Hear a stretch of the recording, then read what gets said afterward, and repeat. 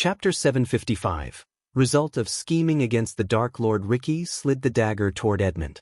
You have two choices. You can take the dagger and kill yourself.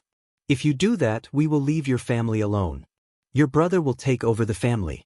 He is not as stupid as you. Your family will continue to live and even prosper under his leadership. Your family will mourn your death every year, and you'll go as the greatest leader of the right family, said Ricky. Edmund shivered, yet no words came out of his mouth. Each black-robed figure had a murderous glimmer in their eyes under the cloak. Or, you can take the dagger and try to fight for your life. In that case, we will kill you and slaughter the strongest in your family. Your family and women will be vulnerable. Your allies will turn into rivals. They will come to pick the flesh off the bones. Your women will be ravished and sold to the slave traders. Your kids will be orphans and forced to beg for a scrap of food. You will go down in history as the last leader of the right family, Ricky slowly said. You have 5 seconds to make your choice. Ricky leaned back on his chair. Edmund stared back and forth between the dagger and Ricky. 1, 2, Ricky began counting. Edmund slowly picked up the dagger. He had to make a choice for the sake of his family. At that moment, Edmund regretted everything. If he could travel back in time, he would slap the hell out of the person who roped him into going against the Bradley family. There was no fighting against the young man and the dark-robed figures around him. He was at the core formation stage, while each black-robed figure was at the soul refining stage. Any one of them could kill him without breaking a sweat. This group could indeed slaughter all the strongest men in his family. Judging by the young man's look, Edmund could tell he wasn't kidding. 3, 4, Edmund placed the dagger against his throat. Tears rolled out of his eyes. He didn't beg for mercy as he wanted to die with the dignity of a leader. Before Ricky could count to 5, Edmund slashed his own throat. Blood splashed across the table.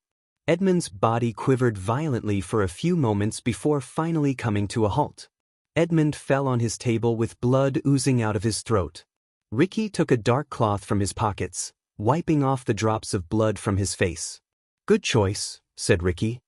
He then looked over his shoulder at one of the black-robed figures. Bring him in, said Ricky. The black-robed figure exited the room and returned to the room with a red-haired man who shared some features with Edmund. He was none other than Edmund's younger brother, Norden.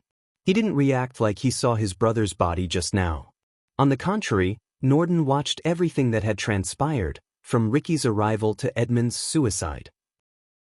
Ricky walked back to Normand, forcing him to sit on the chair he was sitting on a few moments ago. Ricky grabbed Norden's hair and made him watch Edmund's dead body. You know your brother is lucky. We gave him a choice. But you... Ricky patted Norden's head a couple of times. You are not so much. If you fuck this up, we won't give you a choice but make everything that your brother didn't want happen. Norden's face lost its color. He shivered. And also, you serve the Dark Lord from now on. You want to serve the Dark Lord, right? Asked Ricky. He slowly ran his finger across Norden's neck, pretending to cut his throat open. In utter fear, Norden bobbed his head up and down. His life was more important compared to the Guardian Guild's rule. Yes, I will serve the Dark Lord with every fiber in my body, Norden said. Good answer. Ricky patted Norden on the shoulder. I expect this amount of gold every month. Ruiki took out a scroll and handed it over to Norden. One of my men will come and pick it up. Ricky made his way toward the door, leaving Norden behind. And, Norden, before opening the door, Ricky looked over his shoulder at Norden. We'll be watching you. So no funny business with the Guardian Guild, Ricky said and left the room. After leaving the Wright family compound, Ricky flew straight to Aragoth. He dismissed Arius assassins as he wanted to be alone. Aragoth was located amidst the captivating mountain chain. Lush forests, misty cliffs, and majestic waterfalls were just a glimmer of beauty that Aragoth had to offer. Under the sparkling blue moon in the dark sky, Aragoth Academy buzzed with life. Ricky landed on a tall mountain cliff from where he could watch a 3-story building. The building's top floor was roofless. When Ricky landed on the mountain cliff, several runes glowed for a few moments before dating away on the ground. Elidar's runes deactivated the defense runes so no one would be alerted of Ricky's presence. After Michael announced himself as the Dark Lord, Almost every sect, academy, noble family, and organization enhanced their defenses with the help of the Guardian Guild. It forced Eladir to form his own group of runemasters to actively work on deactivating these runes. Even though Eladir was a 6-star runemaster, it was difficult for him to face dozens of 6-star runemasters of the Great 8 clans. Under the moonlight, Ricky saw Olivia meditating on the 3rd floor. His heart ached to see his love of life alone. He was so close to marrying her when he had to choose between Olivia and the Dark Lord. As much as he loved Olivia, he knew that he was nothing without Ghost. Ricky's loyalty outweighed his love for Olivia. Ricky sat on the mountain cliff, looking at Olivia from a safe distance. Olivia opened her eyes as though she had sensed someone watching her. She looked left and right, but Ricky was far away from her eyes could see. Plus, Ricky blended perfectly with the darkness thanks to his dark armor. "Come with me, Olivia." "To where?" "Ricky, please listen to me. If you go with him, they will hunt you down for the rest of your life. He will take care of us, Olivia, just as he always does. He deceived us, Ricky. Don't you see that? Stay with me, Ricky. We are supposed to stay together. We will. Just come with me to the southern continent. The portal is about to open, please. Loyalty or love? You can't have both, Ricky. Don't make me choose, Olivia." The memories of Ricky's last conversation with Olivia flashed across his mind. He remembered everything vividly. Even if Ricky was sent back in time, he would make the same choice. Some days, he got mad at Olivia for making him choose between her and the Dark Lord. She was Ghost's disciple for a year. Ricky wondered what made Olivia believe what the Guardians were saying about the Dark Lord. If it wasn't for Ghost, she wouldn't have reached the 5-star alchemist level. Her fame, talents, skills, and everything came from Ghost, yet Olivia threw everything away without a second thought. Despite everything, Ricky still loved Olivia. Seeing her, his anger toward her faded away. He couldn't help but remember the good memories he had with her. It put a smile on Ricky's face.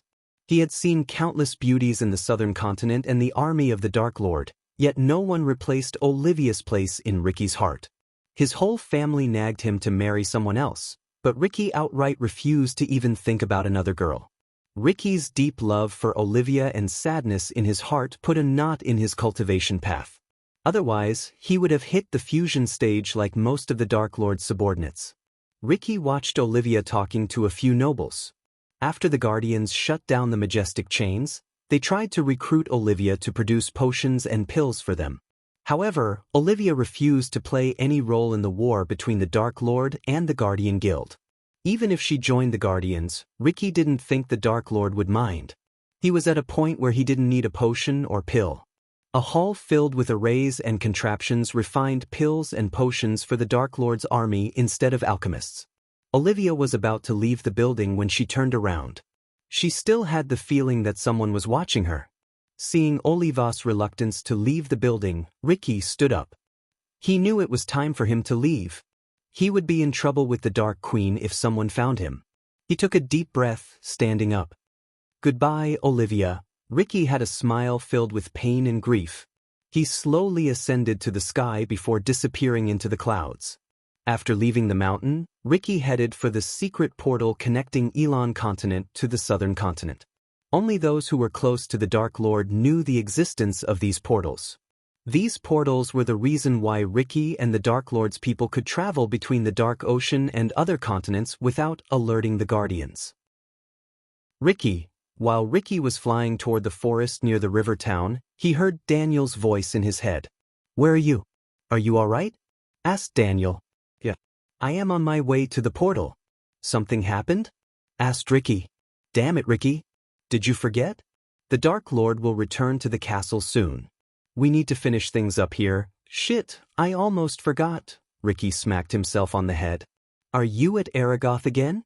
Ricky was startled by Daniel's sudden question. "No," Ricky refused. "You know Azazel can see you wherever you are, right?" Ricky did not respond as he knew Daniel was right. "Don't get into trouble, Ricky. Come here as fast as you can," said Daniel. Ricky hastened his pace. It had been a year since they saw the Dark Lord. According to Azazel, he would return to the castle soon.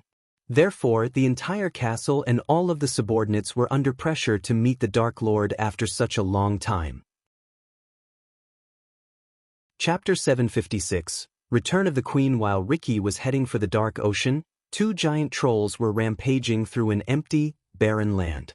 One could see nothing but barren land except the two trolls. One troll was icy blue that stood 12 feet tall, while the second was red and stood at least 15 feet tall. These trolls sported a set of large tusks on the edge of their faces. Each troll had a big and heavy stone totem engraved with a rune that granted it a specific elemental power. The blue one, for example, had a totem that granted it ice elemental power. In stark contrast, the red troll's totem granted it elemental firepower. Despite their elemental differences, the trolls had a common enemy and glazing anger within their eyes. The ground contained several crates due to the trolls hitting the ground with their heavy totems. Of course, they missed their targets. Otherwise, the trolls wouldn't be roaring and swinging their totems left and right. With their gigantic bodies and half-immortal stage cultivation, these trolls could reduce any kingdom in Elon to the ground. Fortunately, these trolls were trapped within a pocket dimension. Is that all you got, you fucking ugly pieces of shit? At that moment, an annoyed voice echoed through the barren land. The trolls roared in anger as though they had understood the meaning of those words. A young woman clad in shiny black armor with a skull engraved on the chest descended to the ground. Her armor glistened under the starry sky. One could see runes radiating a dim light on her armor. A dark skull mask covered her face, but a few strands of raven black hair escaped the mask and flowed down on her shoulder. A long black scythe dangled on her back while she held a crimson-red spear in her hand. Her long black coat covering the shiny armor fluttered in the wind. The trolls roared, looking at the young woman. They banged the ground with their totems to vent their anger. The girl slowly removed the skull masking, revealing her angelic face. She was none other than Gaia herself without wearing the mask of Elia. It had been a year since she wore that mask. For the last 11 months, she had been going in and out of this pocket dimension, searching for the Dark Lord's armor piece. She hoped she was getting close to the armor piece. She cursed the past Dark Lord for filling this dimension with all kinds of weird yet powerful enemies. Without the teleportation scrolls proved to her by the Dark Lord, she couldn't have reached this point. Gaia closed her eyes for a moment as the golden spear turned jade. The spear let out a sizzling noise, reacting with her poison. Gaia threw the poison-covered spear at the blue troll. The spear soared through the air. The troll swung the totem in its hand to deflect the spear, yet it was too slow. The spear hit the troll in the chest. "Jiash!" The troll roared. Meanwhile, the red troll opened its mouth, breathing fire like a dragon. Gaia simply raised her hand, summoning a jade shield around her. The fire brushed past the shield. She slowly walked toward the fire-breathing troll. The blue troll was too focused on pulling out the spear stuck into its chest. "Arg!" The fire troll roared. It raised the totem high in the air to bring it straight down upon Gaia. When the totem was just a few inches away from her head, she dashed at the troll at lightning-quick speed. The troll did not expect her to disappear suddenly. She leaped into the air. In mid-air, she took the scythe from her back and plunged the pointy end into the troll's neck. The troll roared as boiling hot blood splashed out of its neck. She dropped down from the troll's neck, holding the scythe tight. As a result, she cut the troll from its neck to its gut. The fire troll went berserk in pain and anger. It violently swung the totem in all directions. It kept banging the totem against the ground, sending shock wave after shock wave. Several deep cracks appeared in the ground. Gaia leaped behind to put some distance between her and the troll. Meanwhile, the blue troll finally pulled out the spear. The troll possessed enough intelligence to try to bend the spear. Gaia quickly raised her hand as a rune on the spear. The troll's eyes went wide as the spear flew out of its hands. Gaia jumped onto the spear and used it as a hoverboard to reach the blue troll. Both the trolls retaliated by breathing ice and fire at Gaia. The stream of ice and fire produced a vapor hot enough to melt iron blocks. Gaia leaped higher in the air, escaping the hot steam. When she was right above the trolls' heads, she waved her hands as a cloud of thick green mist covered the trolls. The trolls breathed in the poisonous air. Soon, they began to cough, which sounded like explosions. The trolls couldn't breathe. They coughed to the point their movements became wobbly. But to Gaia's shock, the fire-breathing troll stomped the ground with enough force to create sparks. The sparks met with the poisonous cloud, resulting in an explosion. At that exact moment, the blue troll breathed cold ice, creating a shield around the red troll and itself. I hate when they use their heads, Gaia rolled her eyes. After the explosion, the green mist vanished into thin air. Gaia landed almost 10 meters away from the two trolls.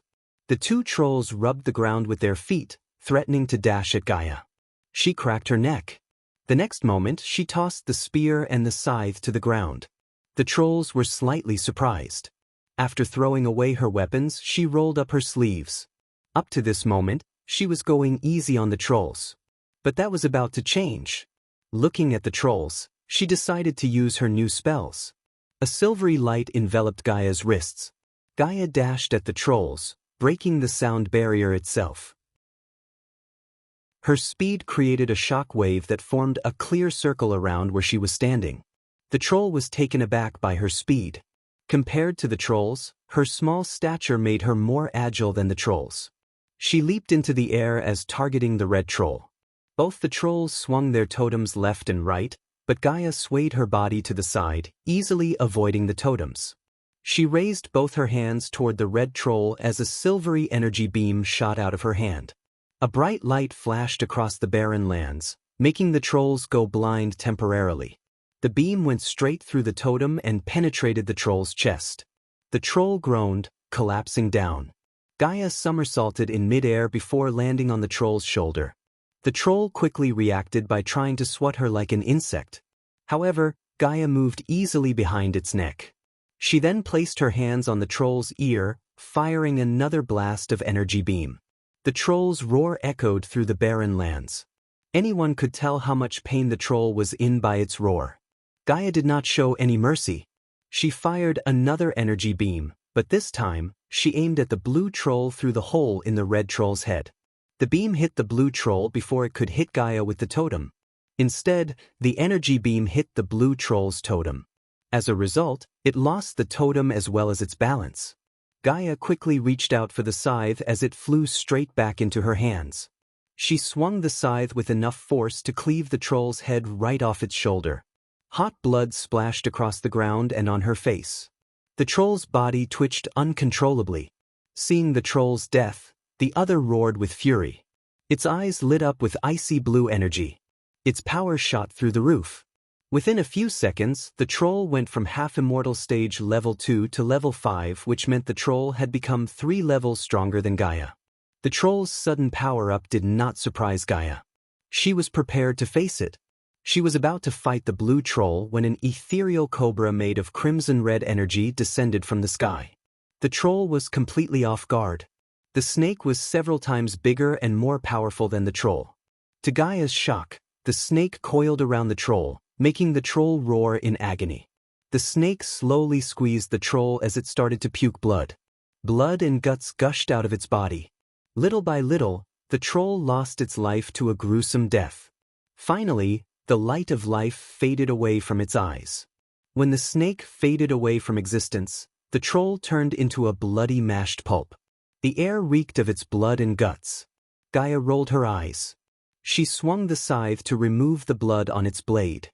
"I had that under control," Gaia raised her voice. For a few moments, she heard nothing. Silence fell over them until a gentle yet dominant voice answered Gaia. "You were taking too much time," said the voice. Gaia slowly turned around to see a woman resembling Gaia and wearing the same armor as her descending from the sky. "No, I wasn't, Mother," Gaia said with an annoyed smile. Still, Gaia didn't forget to greet Adelia with a big bear hug. Just like Ashton Kane said, Adelia revealed herself right after Michael revealed himself to the outside world. Gaia met Adelia when Michael moved the floating mountain to the southern continent. Since Michael had a cure for vampirism, he cured her without breaking a sweat with the system's help. However, no matter how many times Gaia asked, Adelia never told Gaia about her real father. To everyone's surprise, Adelia was already a half-immortal on the verge of entering the immortal stage when they met her. Ever since she joined the Dark Lord's army, Adelia had been helping the Dark Lord find the god-killing arrows. A year later, Adelia found one with the help of the Dark Lord himself. Chapter 757. City of Mvarian. Gondolin's capital Mvarian was the richest city in the entire world. This was where the Empress of Nithrol Grimfield resided. The city brought shame to the starry sky with its lit-up streets, houses with golden chandeliers, and various lights. From a distance, the city looked like a gem mine filled with various colors of glistening stones. The city reeked of richness. Skyscrapers littered the skyline. The golden wheat field blanketed the land outside the city walls like a golden blanket. Farmer villagers were built within the wheat fields, and these villages made some cities in Elon look like villages. Stress connecting each village and avenues inside the city walls were paved with glistening white stones, giving the pavement a look of a diamond. The city was extremely clean. One would fail to see a single piece of trash on the street. Even the alleyways between two buildings had glowing street lights to prevent unwanted crimes. Anyone who hadn't visited Mvarian would immediately feel like they stepped onto a fairyland because of its surroundings. The north, west, east, and south had a snowy mountain, a lake surrounded by lush forest, waterfalls, and flower fields, respectively. Elves had the majority in Mvarian, but that didn't mean the city had fewer other races of people. On the contrary, the entire Gondolin thrived because of its multi-ethnicity culture, especially in Mvarian, where one could see almost every race walking down the streets peacefully. Even the dark elves and the elves lived in harmony in Gondolin, thanks to the Empress' firm yet fair rule. The city was littered with architectural marvels. There was a grand structural marvel every 2 avenues. For instance, the Empress built a lotus-shaped building that stood 200 meters tall just for the farmers to sell their produce without needing a middleman. This building would open 2 times a month for the farmers. The Empress charged no tax whatsoever for the farmers who sold their produce in the farmers' market. Another example of an architectural marvel was a building built in the shape of a longsword. This building was one of the tallest buildings in the entire world. The building was 300 meters tall from the hilt to the pointy end. But all these buildings were nowhere close to the majestic castle at the city's edge. The castle was built overlooking the entire city atop a man-made hill. Countless broad, round towers dwarfed everything below them. Walls made of slightly glistening white stones, and these walls connected every tower. These walls contained neatly scattered windows and holes for archers and artillery. Even the tallest buildings in the city looked tiny in front of the castle. Granted, there were a few grand big castles in but this castle would still be bigger and grander than all of them combined. The castle contained several portals to travel from one place to another in the castle because it was too damn big. Without a magically enhanced map and a special rune, a newcomer to the castle would surely lose their way. On top of its majestic architecture, no one had besieged the castle since it was built almost 5,000 years ago. More accurately, no one had tried and lived to tell tales. Every day people would just line up to meet the Empress.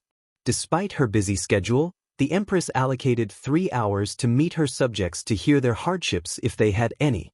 She was the most beloved Empress of all time. People just adored and worshipped her as a goddess. Unfortunately, the people had to wait for a few days as the Empress left the kingdom to meet with the Supreme Guardian in a secret location. Because of her visit, she missed the annual alchemy competition that's happening in the capital. The last alchemy competition ended up with no winner. Instead, they were attacked by the vampires. It was a black day in the alchemy world. Almost half the alchemists were wiped out by the vampires that day. Only a few survived, thanks to Noah Winston, the current Supreme Guardian. After Ghost revealed himself as the Dark Lord, many theorized that he orchestrated the attack on the alchemist competition from the beginning.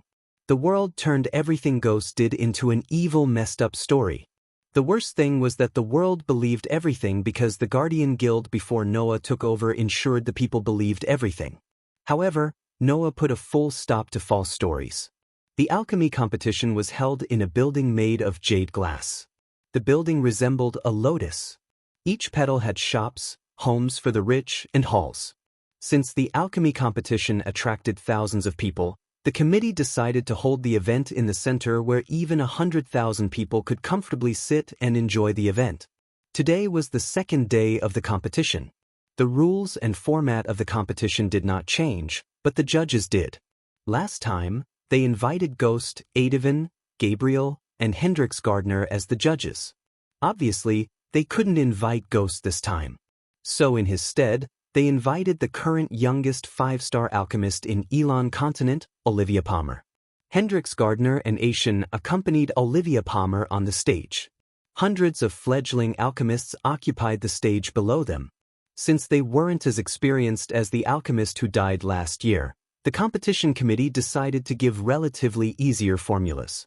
The front-runners of the competition were Leylon Icarus, Gabriel's disciple, Jennifer Voldegard, and Elmer Genrick, an elf from the prestigious Genrick family in Gondolin. After a year of rigorous practice, Leylon and Jennifer had almost reached the 4-star level. Everyone in the arena was focused on Jennifer and Leylon. Although Elmer performed well enough to reach 3rd place, his technique and purity level did not earn him people's confidence. The elves cheered for Elmer since he was their kind, but they did not have any hopes for him to win the competition. This time, I'll honor my teacher by winning this competition, said Leylon, standing on the field next to Jennifer. Last time, the competition was rigged. I was robbed of my 1st place, Leylon complained. The hall had an array to prevent the cheers and outside noise from the spectators from reaching the competitors. However, if the crowd was silent, they could hear any sound from the field. Unfortunately, they were still buzzing as they failed to hear Leylon's words. Jennifer tried to remain calm. Even though she was a clone of the Sky Hall, she had her own thoughts and feelings. Hence, she felt annoyed by Leylon's constant nagging. We both knew Noah was winning last year, said Jennifer. She glanced at Elmer for his thoughts, but the elf was busy cleaning his jade table. Sorry, I didn't know that. But hey, I also knew your sister was working for the Dark Lord, snickered Leylon. Eve Voldegard was one of the people who followed Ghost to the southern continent despite what the world said about him. Because of Eve's decision to follow the Dark Lord, the Voldegards were forced to disown Eve. As far as the Guardians were concerned, she was a criminal for following Michael.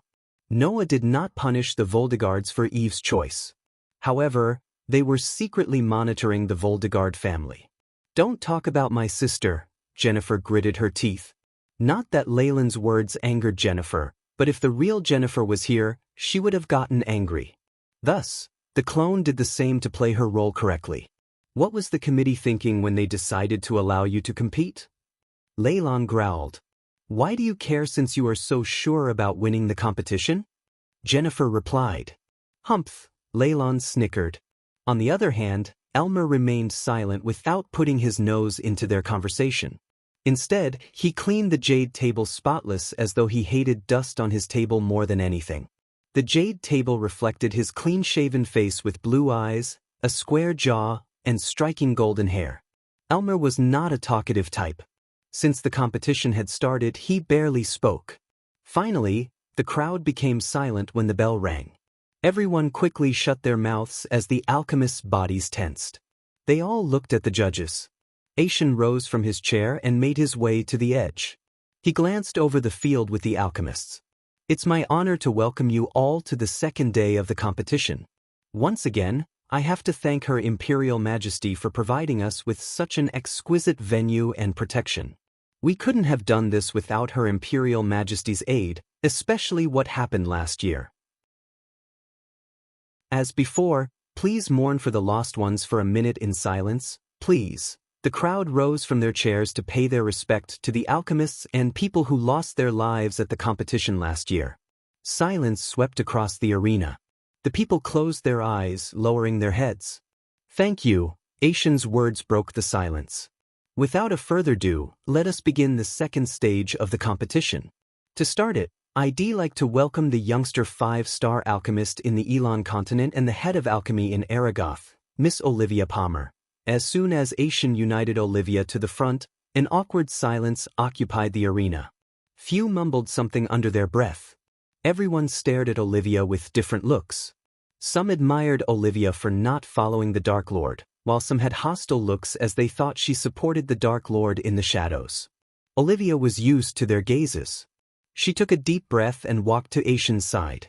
"Thank you for your good words, Lord Xianxia. But I must remind the world that I am not the youngest 5-star alchemist."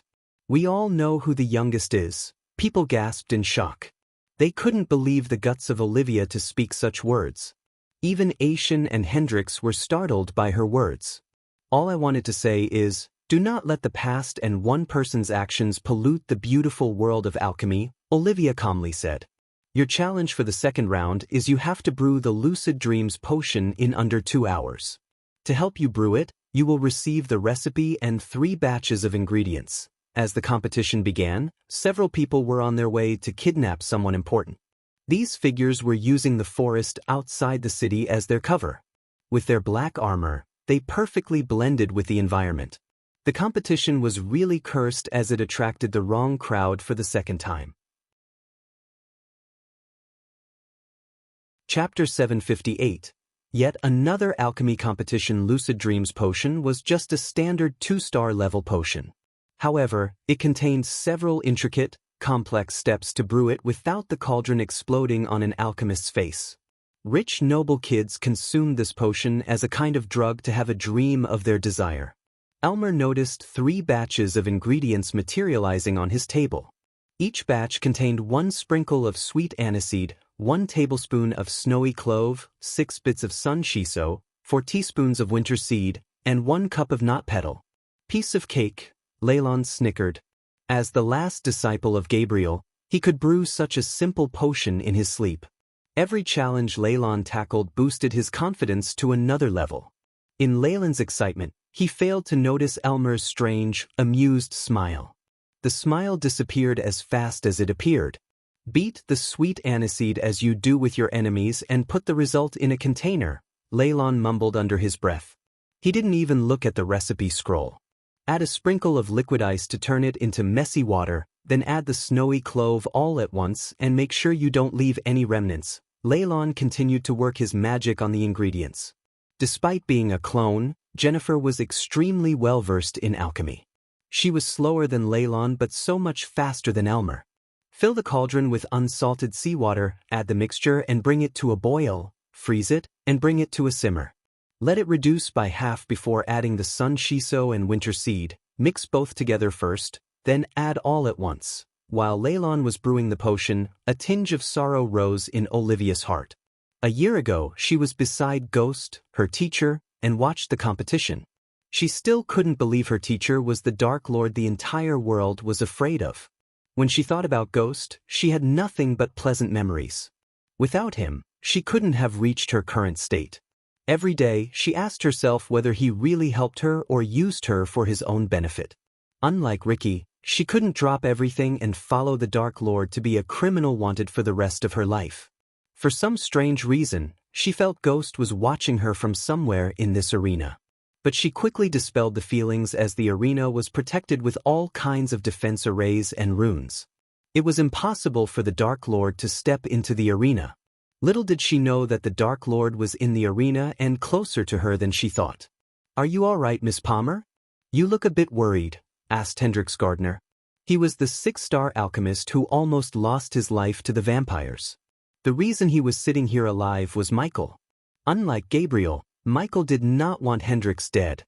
"Nothing," Olivia shook her head. "You remembered him, didn't you?" Hendrix surprised Olivia with his question.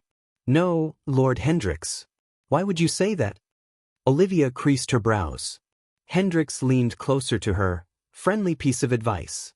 Every coin has 2 sides, Hendrix whispered to Olivia. For a moment, she almost doubted Hendrix to be one of the Dark Lord's minions. Even if he was, Olivia had no way of knowing. But this was the first time anyone had talked about the Dark Lord without fear in their eyes. In the meantime, Leylon completed half of the process. The wide grin on his face told everything. Reheat what by now is a foul liquid, mix in the knot petal, and let everything rest for 15 minutes. You could do something else in the meantime, like laughing at how pathetic the rest of them are. Leylon laughed at Jennifer and Elmer, who hadn't even finished refining the ingredients. 2 hours flew by in a blink of an eye. As expected, Leylon had the highest purity rate, followed by Jennifer and another new alchemist. Elmer placed 6th in the ranking. He barely avoided elimination by purity. After the results, the second day of the competition ended. The judges dismissed the alchemists. Most of them stayed in the building.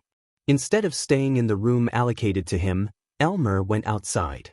When she stepped out, he met a silver-haired elf surrounded by knights. The elf was at the soul refining stage and radiated an aura of a born leader. There he is.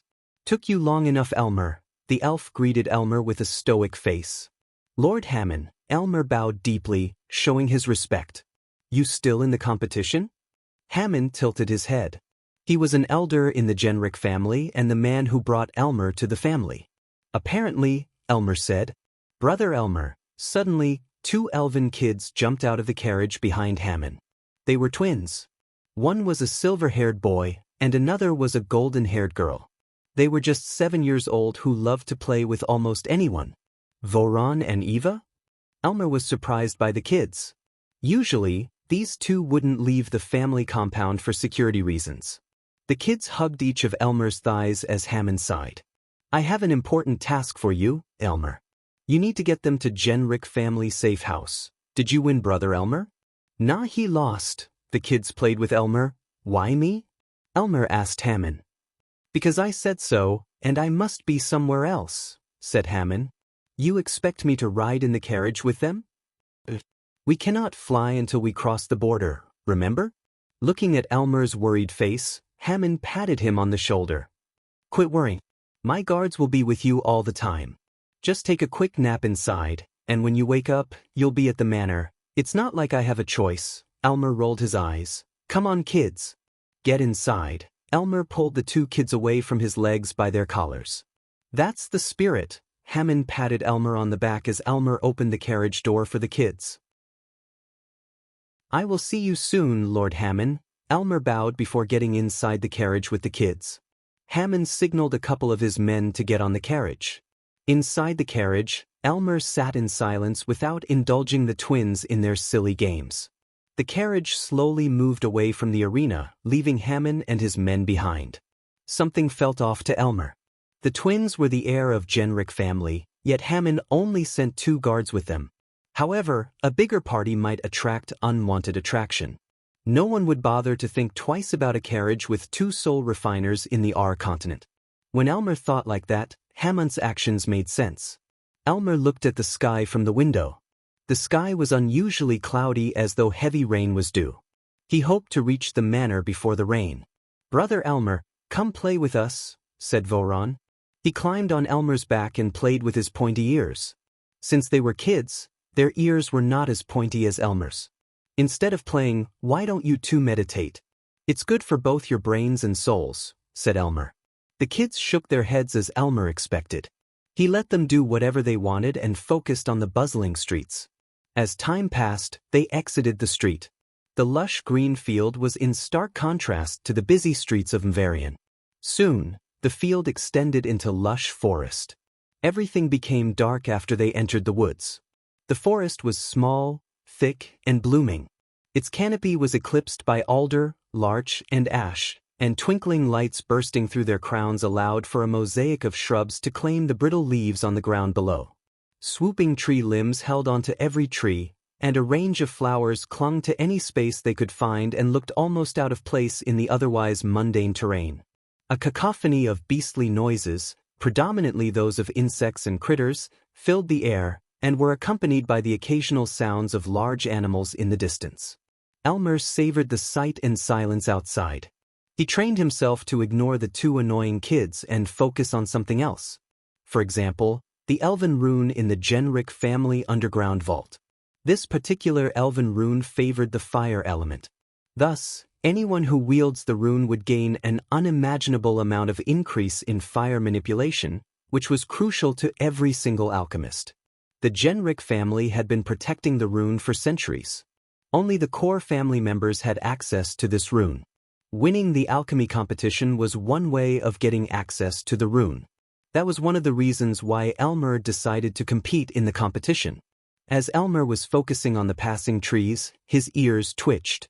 "Do that again," Eva shouted excitedly. Elmer heard rustling wind and a strange howling sound. "Did you hear that?" Elmer heard the guards outside murmur. "I think we've been followed," said another guard. The two kids were too busy playing with Elmer's ears to hear the guards. "How far are we from the border?" asked a guard. "Not very far," said the marriage driver. Elmer realized something was wrong. He creased his brows. "You too." Elmer grabbed the kids by their necks as though they were his kittens. "Stay here," said Elmer. "Are we going to play hide and seek?" asked the boy. "Kinda." Soon, the carriage sped up. As a result, the carriage bobbed up and down. The ride became extremely uncomfortable. Elmer grabbed his seat tight to balance himself.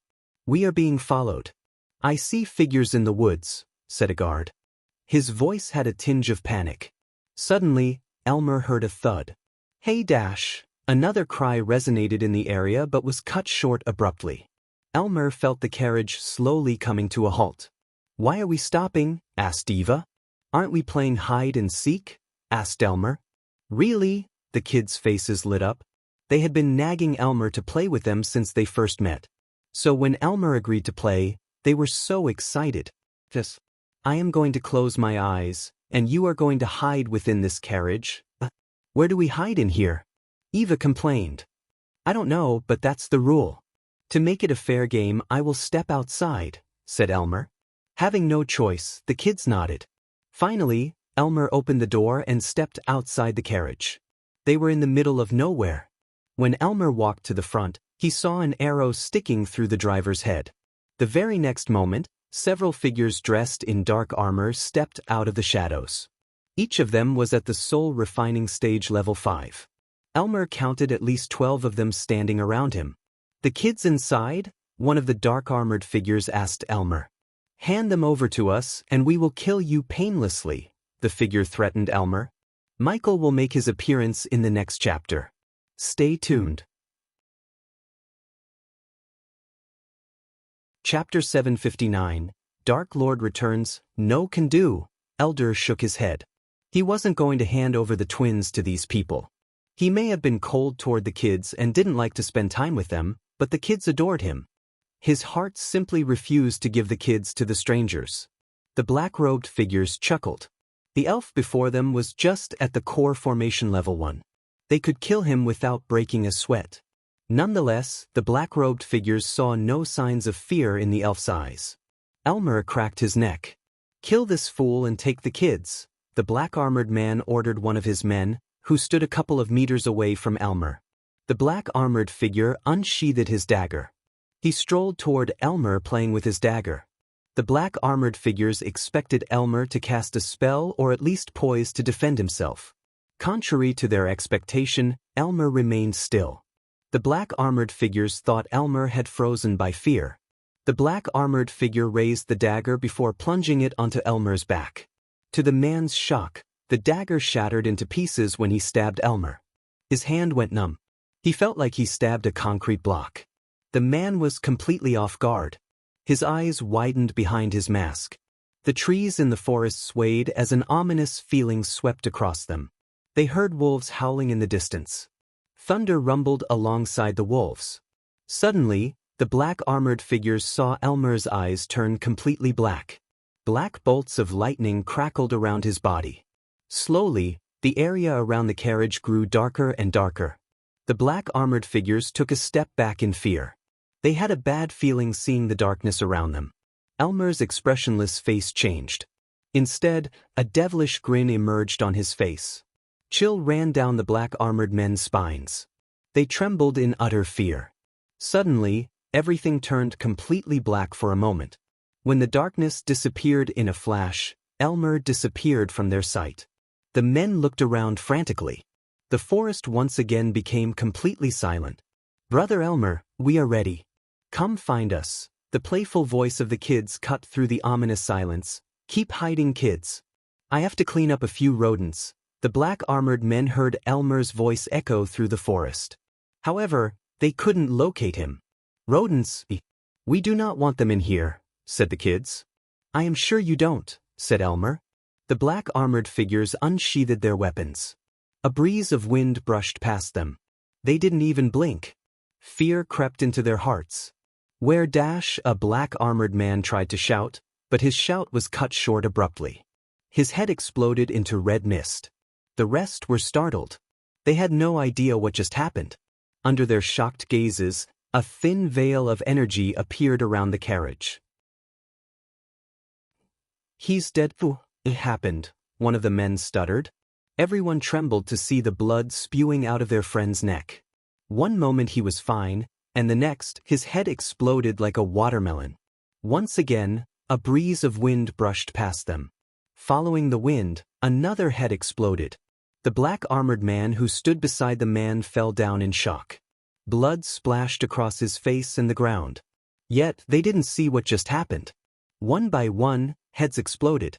Fuck it, some dropped everything they had and tried to run into the woods. But a dark beam came out of nowhere and penetrated their heads. They died instantly. Only one survived the quick massacre. The one who survived tried to crawl under the carriage but couldn't go through the energy shield. It was like an invisible wall. No matter how hard he tried, he couldn't even move an inch forward. The man's heart skipped a beat when he saw Elmer behind him. Elmer lifted up the black-armored man by his neck. "Who are you?" the man mumbled. Elmer snatched the mask off of the man's face. After removing the dark mask, a man with a gray stubble beard and brown eyes stared at Elmer. The man's eyes almost popped out of their sockets as Elmer's face slowly transformed. His pointy ears grew shorter, resembling human ears. The silvery hair turned black. If these weren't shocking enough, Elmer's face itself transformed into resembling someone else. The man recognized his face almost instantly. In fact, everyone in the world would recognize the face because the Guardian Guild had posted thousands of posters worldwide with his face on. The man muttered. He couldn't believe that out of all people, they actually stumbled upon the Dark Lord himself. They were actually ordered to kidnap the kids where the Dark Lord was. The man's mind went blank. Everyone in the world knew how he slaughtered hundreds of Guardians, including immortals, before he obliterated Ithilien to oblivion. "What's your name?" asked Michael. "Thamer," the man mumbled. It had been a year since Michael took the identity of Elmer, an elf, and infiltrated the Genric family. A lot of things have happened since he exacted revenge against Wuxia. One of the major things was the system going offline. He upgraded the system from version 7 to 8. To Michael's surprise, the system required an entire year to upgrade itself.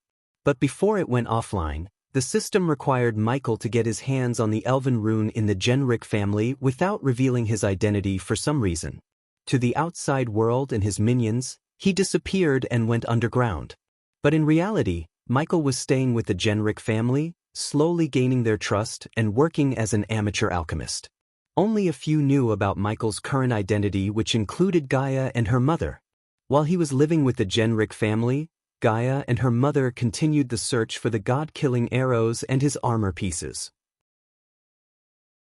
Michael was so close to getting access to the secret vault, which was protected with all kinds of runes and arrays, that even Eladir had trouble breaking them.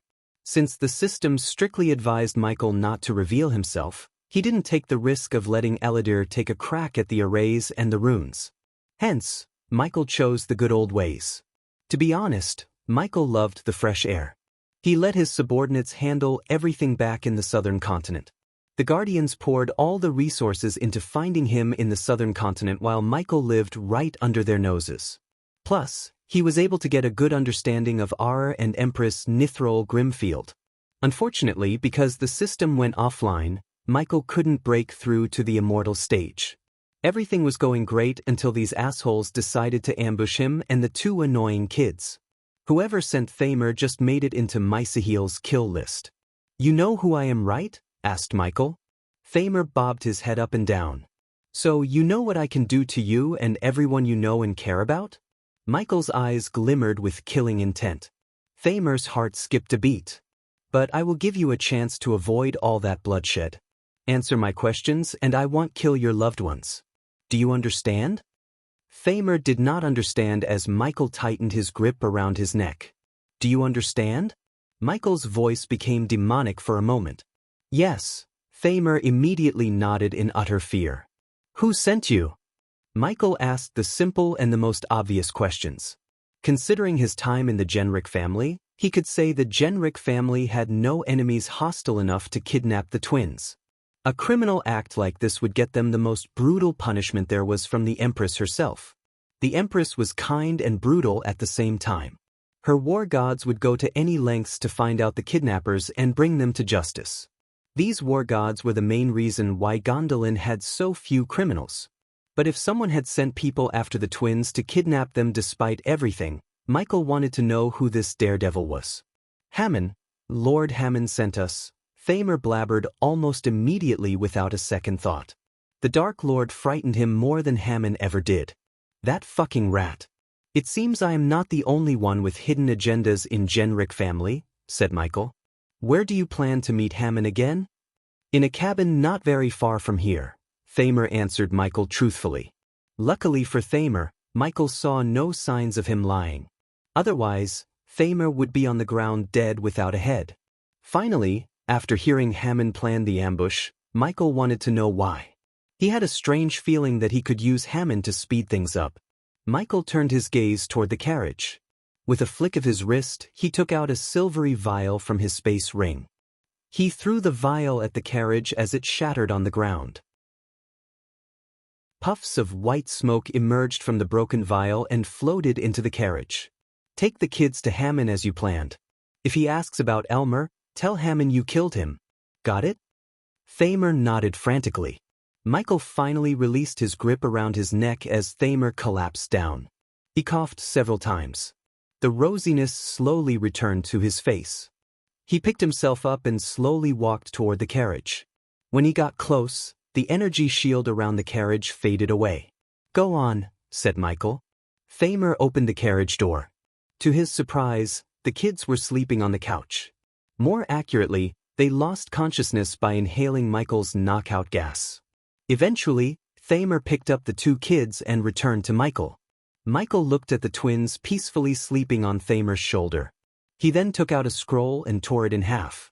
Suddenly, several runes materialized in the air. We are free to fly to the cabin, said Michael. Thamer led Michael through the woods toward Hammon's cabin. He didn't dare to utter a word or try to lose the Dark Lord. He knew messing with the Dark Lord would only lead to his death. Thamer just wanted this nightmare to end. He had already lost his men and did not want to lose his life too. On the other hand, Hammon was waiting for good news inside his cabin. Little did he know the Dark Lord was coming to greet him. Chapter 760. Dwarven mercenaries. Michael followed Thamer through the woods. He always had doubts about Hammon. Not that Hammon showed any anger toward the Genric family, but he obeyed every single command they issued to the last letter. It felt too good to be true to Michael. Of course, Michael ordered Arya to investigate Hammon when he had his doubts, but Arya found nothing incriminating. This was what made Michael curious about why Hammon staged an ambush. That elf was willing to sacrifice Elmer. After flying through the woods for almost 30 minutes straight, Michael noticed a wooden cabin in the middle of nowhere. The cabin perfectly blended with its natural surroundings and was almost hidden from the naked eye. Veins and moths entangled around the cabin, hiding it with their green. Since the cabin was outside the no-fly zone, Hammon was able to fly to the cabin with his men. Hence, Michael saw neither carriage nor horses outside. Go ahead, Michael gestured at Thamer to go to the cabin first. Instead of following Thamer behind, he decided to stay behind and see Hammon's true face for a change. Thamer nodded before flying straight to the cabin. Standing outside the cabin, Thamer knocked on the door. Thamer, Michael heard Hammon's voice coming from within the cabin. It's done, said Thamer. Finally, the cabin door opened. Michael stayed hidden in the woods, looking at Hammon opening the door. Michael scanned the cabin to realize Hammon had brought backup with him. But they didn't look like Hammon's personal guards from the Genric family. These guards wore some kind of flaming armor. Moreover, they were shorter than an average human. They had long, bushy beards, messy hair, and bulky arms. Simply put, they were dwarves. Moguls, Michael mumbled under his breath. The Moguls were a mercenary guild from the Dwarven Kingdom. The vilest and most ruthless dwarves exiled from their homeland formed this brutal mercenary guild that would do anything for the right price. They were like the Grim Reapers but less secretive and more ruthless. They didn't end up on Michael's radar until now. They had been escaping the war gods using the mines and mountains. To be honest, Michael was surprised to see them with Hammon. Usually, the dwarves loathed the elves. Thus, if they were working for Hammon, he must have offered them a handsome payment. There they are, Hammon licked his lips. His eyes turned predatory, looking at the twins. They are alive, right? Asked Hammon. Yes, Thamer nodded. Something's wrong, Michael heard a dwarf growl. Michael was surprised by the dwarf's perception. Following the dwarf's statement, all his buddies unsheathed their weapons. Hammon was startled by their action. What's wrong? What's happening? Asked Hammon. He had no clue why the dwarves suddenly unsheathed their weapons. Unlike the dwarves, he failed to notice the fear in Thamer's eyes. He's being blackmailed. I can see the fear in his eyes, a dwarf with a long cut across his face growled. The dwarf immediately lunged at Thamer with his battle axe. He placed the axe against Thamer's throat while Hammon quickly took the kids off Thamer's shoulders. He threw the kids on the table like they were toys. Another dwarf kicked Thamer on the knees to bring him to his knees. Instead of questioning Thamer, the dwarf just stared into his eyes. He is not himself. Someone forced him to do this, said the dwarf. Once again, the dwarves surprised Michael. Despite their lust for blood and booze, they actually showed some intellect. They didn't even believe Thamer for a minute. Just by looking into Thamer's eyes, the dwarves figure out he was forced. Michael calmly watched everything that was happening inside the cabin. We are all fucked, mumbled Thamer. Tears rolled down from Thamer's ears without his control. Thamer's tears completely dazed Hammon. He knew Thamer for years. Thamer was one of the most ruthless and heartless bastards he had ever known in his life. But he was sobbing like a little child. Thamer, what the hell are you talking about?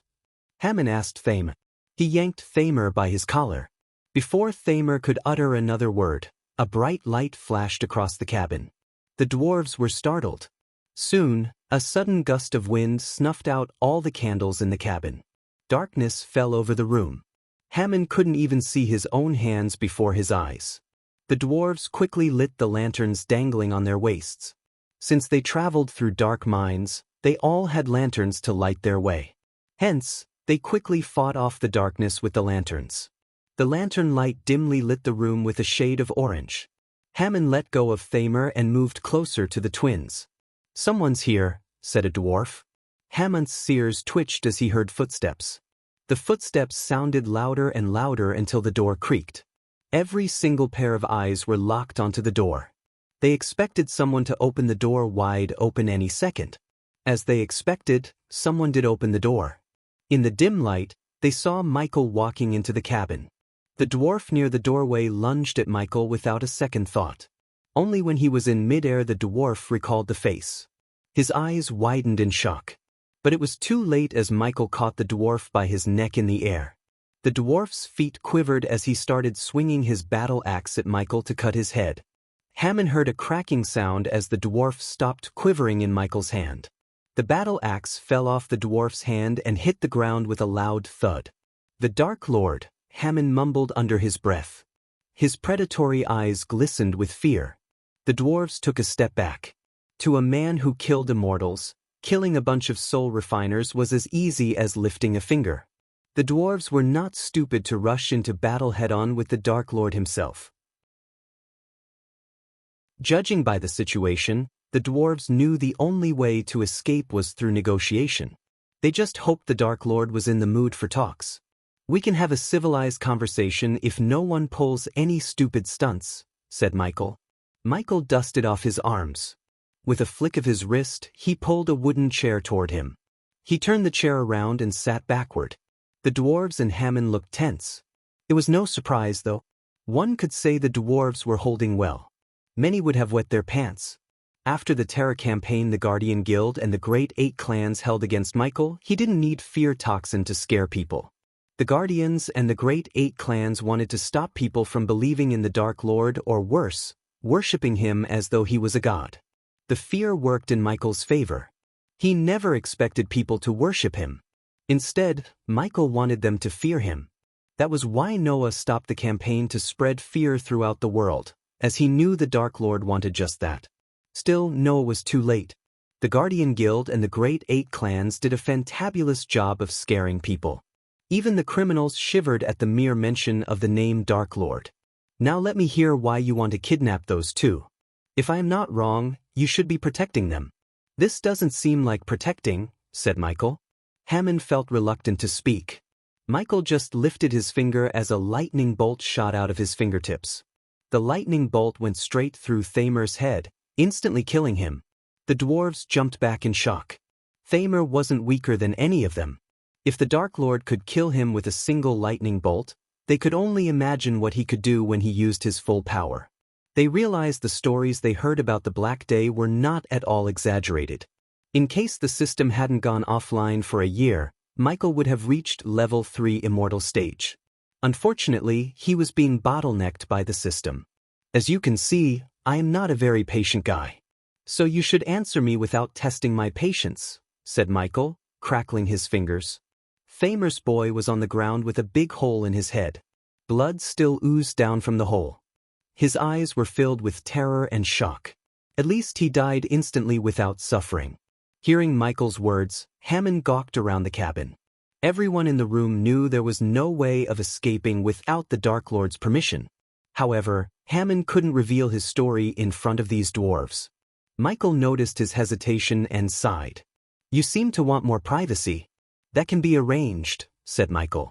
When he turned his gaze at the dwarves, they realized he was about to kill them all. Fuck this and fuck you, one of the dwarves roared. He didn't want to go down without a fight. The dwarves would rather fight and die fearlessly than beg someone else for their lives. A dwarf raised his battle axe to bring down upon the Dark Lord with full force. However, his body froze as the battle axe slipped off his hand. Michael's eyes lit up. The very next moment, the dark beams shot out of his hands and bounced off from dwarf to dwarf, killing everyone except Hammond in a blink of an eye. The dwarves didn't even have the chance to defend themselves. After the dark beams disappeared as quickly as they appeared, puffs of smoke escaped Michael's eyes. One by one, the bodies hit the ground with a thud. Hammond's mind went blank. He paid 1,000,000 gold coins to the mercenaries to get them to work for him. Unfortunately, his 1,000,000 gold coins went to waste. I'm not going to ask you again. Tell me why you stage an ambush and kidnap the twins, asked Michael. This time, his voice became colder and demonic. Hammond felt the pressure from the Dark Lord's piercing gaze. Having no choice, Hammond began to reveal his backstory. After hearing his full story, he just hoped the Dark Lord would understand his motives. Only Hammond knew the Genrick family was not as they seemed to be. Chapter 761. The Elven Rune. Michael listened to Hammond's story in silence.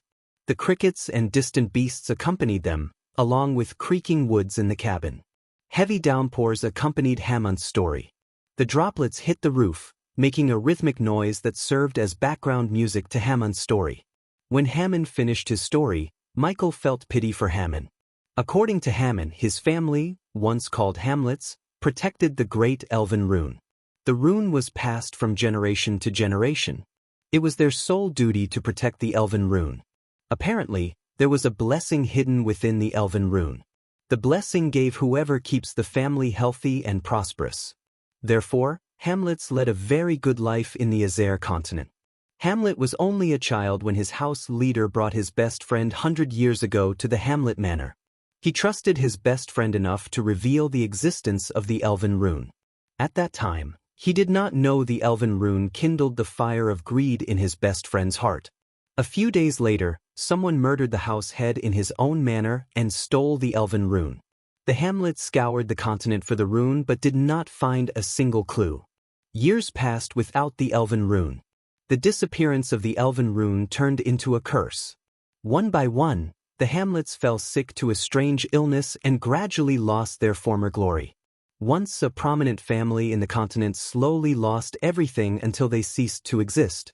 However, before the last hamlet, Hamon's father died, he found that his best friend visited him on the day the house leader died. P1E's visit N0V1B in. T. Hamon made his lives work to find the elven rune and exact revenge against those who stole the rune, resulting in his family's demise. Like vultures picking off flesh from a corpse, the rival families robbed everything the Hamlet family had. As the last and only Hamlet, Hamon was thrown into the streets. He described his hellish childhood in great detail, with tears gushing out of his eyes. Michael sympathized with Hamon because they both shared the same hellish childhood. Despite Hamon's hardships, his thirst for revenge kept him going. Finally, at his 15th age, Hamon finally met the man who came with his house head. Imagine his surprise when Hamon learned this man went from a lonely adventurer to the house head of the Genric family, Tanatar Genric. Although Hamon did not remember the name he used when he came to his home, he was pretty sure it wasn't Tanatar Genric. Hamon might have been a little child, but he could never forget the man's face who was responsible for everything. Hamon followed Tanatar for a couple of years, waiting for an opportunity to gain his trust and enter his family as a Genric. Eventually, Hamon received a chance to save Tanatar's wife from a bunch of bandits. Since Tanatar loved his wife so much, Tanatar felt so great to the point where he accepted the orphan Hamon into his family. Hamon slowly worked his way up, slowly gaining everyone's trust. It took Hamon 100 years to reach the point where he is now. Michael admired Hamon's resilience. All these years, he lived with the people who were responsible for his family's destruction. Even he couldn't have lived with Victoria and her family for a year, let alone 100 years. Michael began to have second thoughts about killing Hamon. Not only because Michael sympathized with Hamon but also because he said he had the plan to retrieve the elven rune. According to Hamon, the elven rune would recognize his bloodline. He was confident he could disable the runes and arrays in the vault to get to the rune. Michael wondered how he could use the elven rune to disable the arrays and defense runes. But he saw absolute confidence in Hamon's eyes. Since Michael didn't have the system's help, he had to rely completely on his instincts. And his instincts told him to go along with Hamon's plan. So tell me, Hamon, what's more important to you? Your thirst for revenge against the Genric family or the elven rune? You can't have both. Choose one, said Michael. Hamon's thoughts faded as images of his daily life flashed across his eyes. Michael let Hamon think in silence. On the one hand, Hamon had the elven rune, his family's heritage. On the other hand, he had Tanatar and his family, who stole the rune, resulting in his suffering.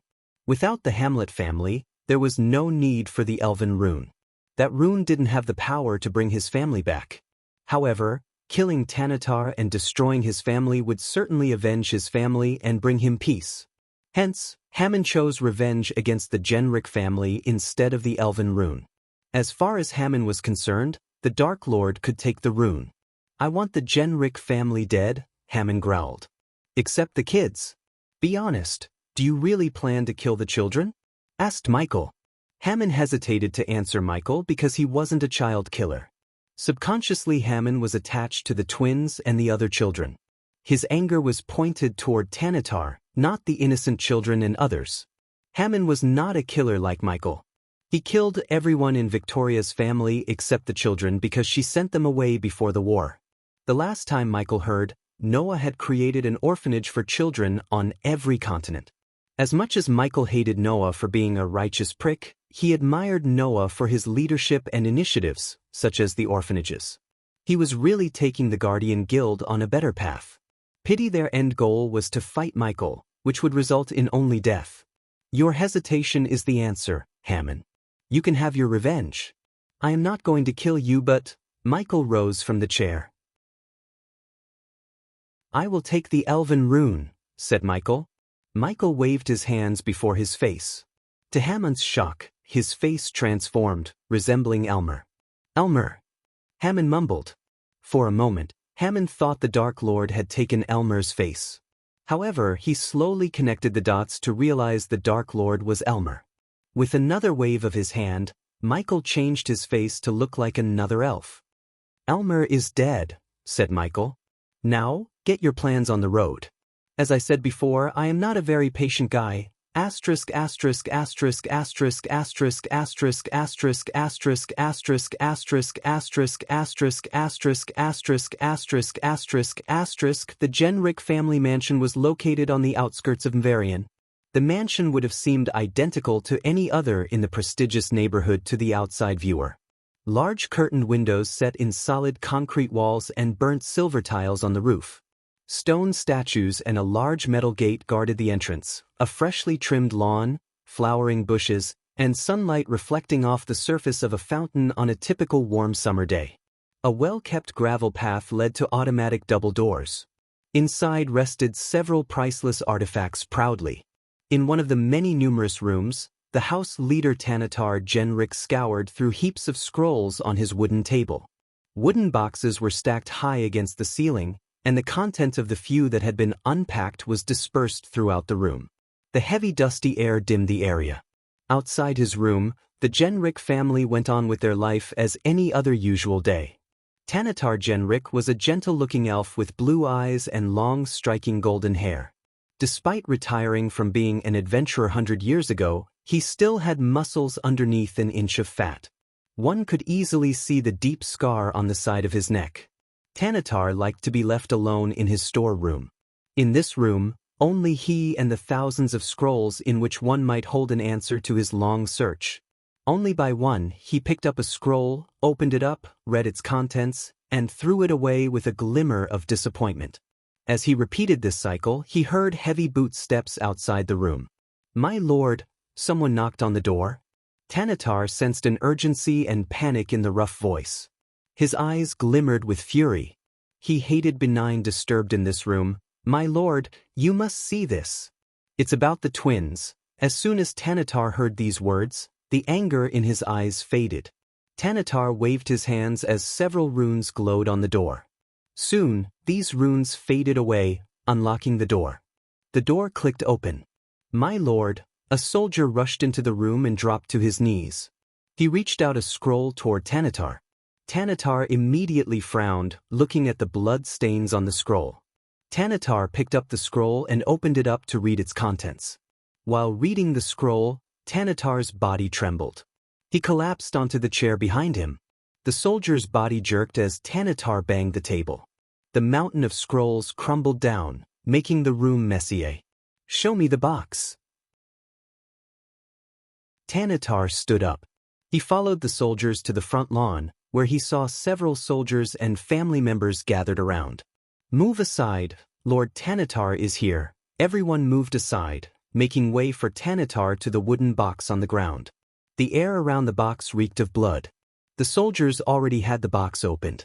When he reached the box, Tanatar saw a severed head with open eyes staring at him. "It's Sira, my lord," said the soldier who led Tanatar here. Sira was one of Hamont's personal guards. "This note was in the box, my lord." Another soldier handed over a blood-stained note to Tanatar. "If you want to see your children alive and not as heads in boxes, come to the Lonely Mountain." Tanatar read the words on the note. His voice trembled. He started to realize his kids were kidnapped slowly. Just the blood on the note alone shook Tanatar to the core. At that moment, he couldn't think as a veteran adventurer or a leader but as a father. He failed to keep his stoic wall around him.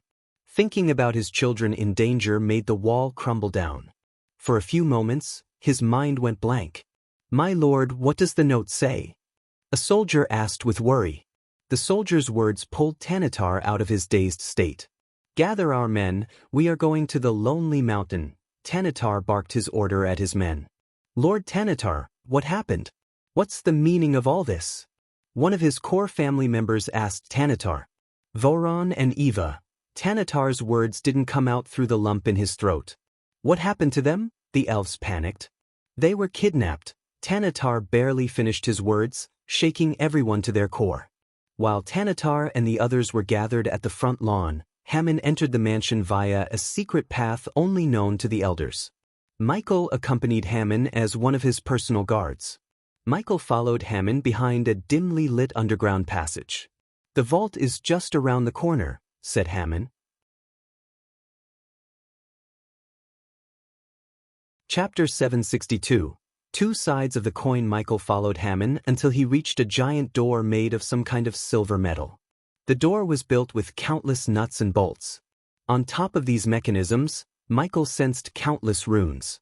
Hammond stopped a meter before the steel door. He looked around as though he was searching for something. Michael wished he had the system to disable all the runes. Luckily, Michael had an expert in runes. He was about to call for Elidir when Hammond raised his palm. Michael noticed a glowing rune on Hammond's palm. For some reason, the gears in the door started to move faster and faster. Additionally, icy blue runes began to radiate brighter light on the door. Michael heard these mechanisms rolling within the door. Hammond slowly moved his palm toward the door. When Hammond's palm was just a few inches away from the door, an invisible force pulled his hand toward it. Hammond's hand got stuck on the door. Hammond did not shout but seemed relatively calm. The door did not freak him out as much as the Dark Lord beside him did. Hammond and Michael waited for the door to open. However, Xianxia was pretty surprised and, to be honest, startled. It seemed to him like Hammond had a way of opening the vault all this time, yet he waited for no reason. "You can open the vault door?" asked Michael. He wanted to confirm Hammond's stupidity. "Yes," Hammond nodded. Michael couldn't keep his hands from slapping the back of Hammond's head. Hammond was pretty startled but kept his hand on the door. "You had a way to open the vault door all this time, and you decided not to take the elven rune and kill Tanatar until now?" asked Michael. "It's not my fault he and his wife couldn't have a child for almost 80 years, give or take," Hammond shrugged. To Hammond's surprise, Michael chuckled. "So you were waiting for them to have children as much as them?" "It's funny, but I do admire your patience," Michael smiled. When Hammond saw the smile on the Dark Lord's face, he was truly surprised. His smile brought such warmth to Hammond's heart and almost made Hammond wonder why in the hell everyone was afraid of this guy. He looked so friendly and good-looking with a smile. Michael did his best to keep the pressure of being the Dark Lord gets to him. He didn't want to end up like his previous self, who had to reset the entire universe to fix his mistakes. A few minutes later, the gears finally stopped as Michael noticed the runes fading away. Michael did not care about how Hammond managed to disable the runes and the mechanisms. All he cared about was the elven rune within the vault. The vault door creaked. It slowly slid open, revealing a room surrounded by 4 marble walls. The vault was a meter thick. It would weigh at least a ton. Michael realized why no one opted for breaking the vault door using explosives. It would take a nuclear warhead to destroy this one. In the center of the room, Michael saw a golden plate hovering in the air within an energy shield. There was a glowing rune on the golden plate. It suddenly pulsated a wave of energy as though it had sensed something. At that same time, the rune on Hammond's palm produced an otherworldly whistling noise. The golden plate moved toward Hammond but was stopped by the energy shield. Hammond's legs turned to jelly, seeing the rune after so many years. He slowly took a step forward. On the other hand, Michael walked toward the elven rune to find a way to free it from the energy shield. Michael's eyes flickered. He activated the X-ray vision to locate the source that was powering the energy shield. Michael noticed a purple heat wave running from the ground below the golden plate into the wall on the other side. Michael made his way to the wall and ran his fingers through the wall. He knocked on the wall for a moment to gauge how thick these walls were. The dark flames coiled around Michael's fist. He was about to punch the wall when he sensed several beings on their way to the vault. Michael slowly turned around to welcome the party while Hammond walked toward the rune in slow motion. "Hammond!" Suddenly, a dominant voice echoed through the empty vault. The voice snapped Hammond out of his daze. His body became rigid. Hammond slowly turned around. Hammond's mind went blank when he saw Tanatar and his royal guards at the vault doorway. Michael wondered what made Tanatar ignore his children and return to the vault until he saw a glow on his hand. If Michael had to guess, he would say Tanatar had another rune on his hand. In a blink of an eye, Michael appeared behind Tanatar. The soldiers were caught off guard by his speed. Before they could react, Michael shut the vault door, trapping Tanatar alone in the vault with them. Normally, It would take spells and special arrays to shut the door coals because it was too damn heavy. But to Michael, this steel door was no different than a wooden door in a tavern. Even the half-immortals of the same level as him didn't possess such godly strength. His raw strength was another perk of being a god. Tanatar was startled. "My lord! Open this door! Lord Tanatar!" The soldiers shouted from outside, yet only Michael could hear them. To Hammon and Tanatar, it was all silence. "What's the meaning of this, Hammon? And who is this?" Tanatar pointed at Michael, who returned to the place he was a second ago. "What the hell are you not in the Lonely Mountain?" Hammon blabbered in shock. "Wait, how do you know dash?" Tanatar held his words as realization hit him. "What did you do?" Tanatar dashed at Hammon with uncontrollable rage. He grabbed Hammon by his collar and shook him. "Tell me you had nothing to do with my kids being taken away?" Tanatar growled at Hammon. He didn't want to believe Hammon betrayed him. He had known Hammon for almost 70 years. Tanatar thought of Hammon as his own family. "Yes, I took them." Hammon roared, pushing Tanatar to the ground. Michael witnessed their feud without lifting a finger. The golden plate with the elven rune drew his attention the most. He felt familiar energy from the plate, which seemed strange to Michael. It would have been easy to scan the plate with the system if it didn't go offline. Since it wasn't the case, Michael had to rely on himself. It almost felt like there was something powerful hiding within the golden plate. When Michael focused on it, he heard a low-pitched roar coming from the plate. This roar was filled with rage like a wounded beast was trapped within. "How do I feel when you took everything from me?" Hammon lunged at Tanatar before he could get to his feet. Hammon got on top of Tanatar and punched him in the face. Tanatar grabbed Hammon's neck and rolled over, turning the tables on Hammon. But Tanatar did not punch Hammon. He was more shocked and stunned than he was furious. "I treated you like my family. You killed my entire family." Once again, Hammon roared. He scratched Tanatar's hands, tearing his robes. "Okay, I had enough." Michael rolled his eyes. He just waved his hand as Hammon and Tanatar blasted away from each other. They hit the walls opposite each other. They tried to free themselves, but a powerful invisible force held them to the wall. "You have to listen to Hammon's story first," Michael said to Tanatar. Michael flicked his wrist as Tanatar couldn't open his mouth. He felt like an invisible hand keeping his mouth shut. "Hammon, tell him what he did to you. Get everything off of your chest." Michael turned his gaze to Hammon. It didn't take Hammon long to spew the same story he told Michael. Only this time, his tone was filled with more rage and murderous intent. While recalling his story for the second time, blood trickled down from Hammon's nose. Tanatar's eyes widened and filled with shock. When Hammon finished his story, Michael noticed Tanatar's eyes watering up.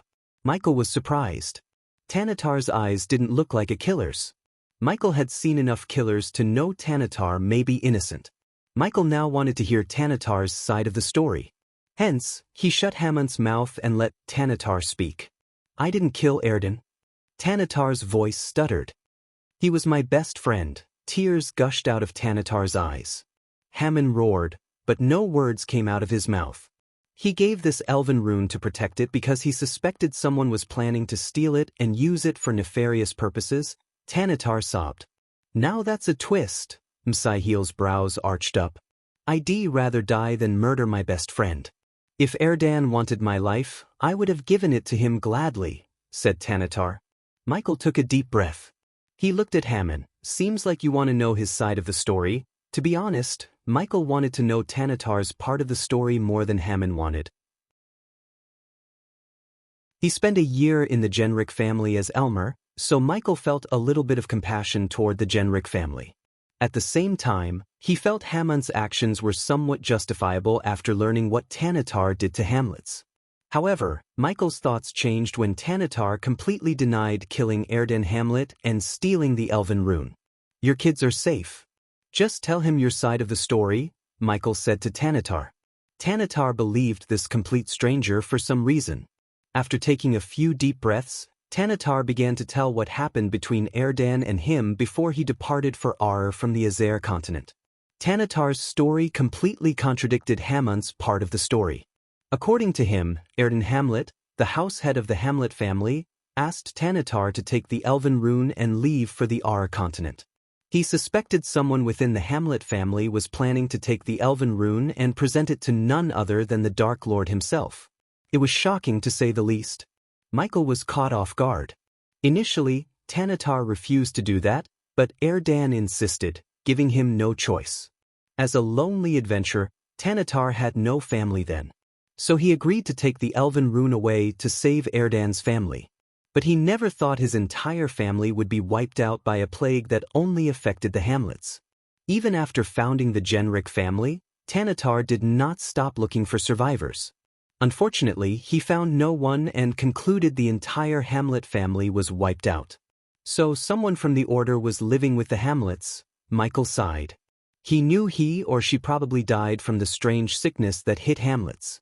But Michael couldn't figure out how Erdan learned about the Order members' plan. Michael refused to believe they were sloppy enough to let Erdan learn about their plan. The members of the Order were extremely cautious and cunning. They survived centuries without being discovered by the Guardian Guild or the Sky Hall. So how could Erdan, a mere lord of a family, find them? Something told Michael there was more to the story than Hamon and Tanatar told him.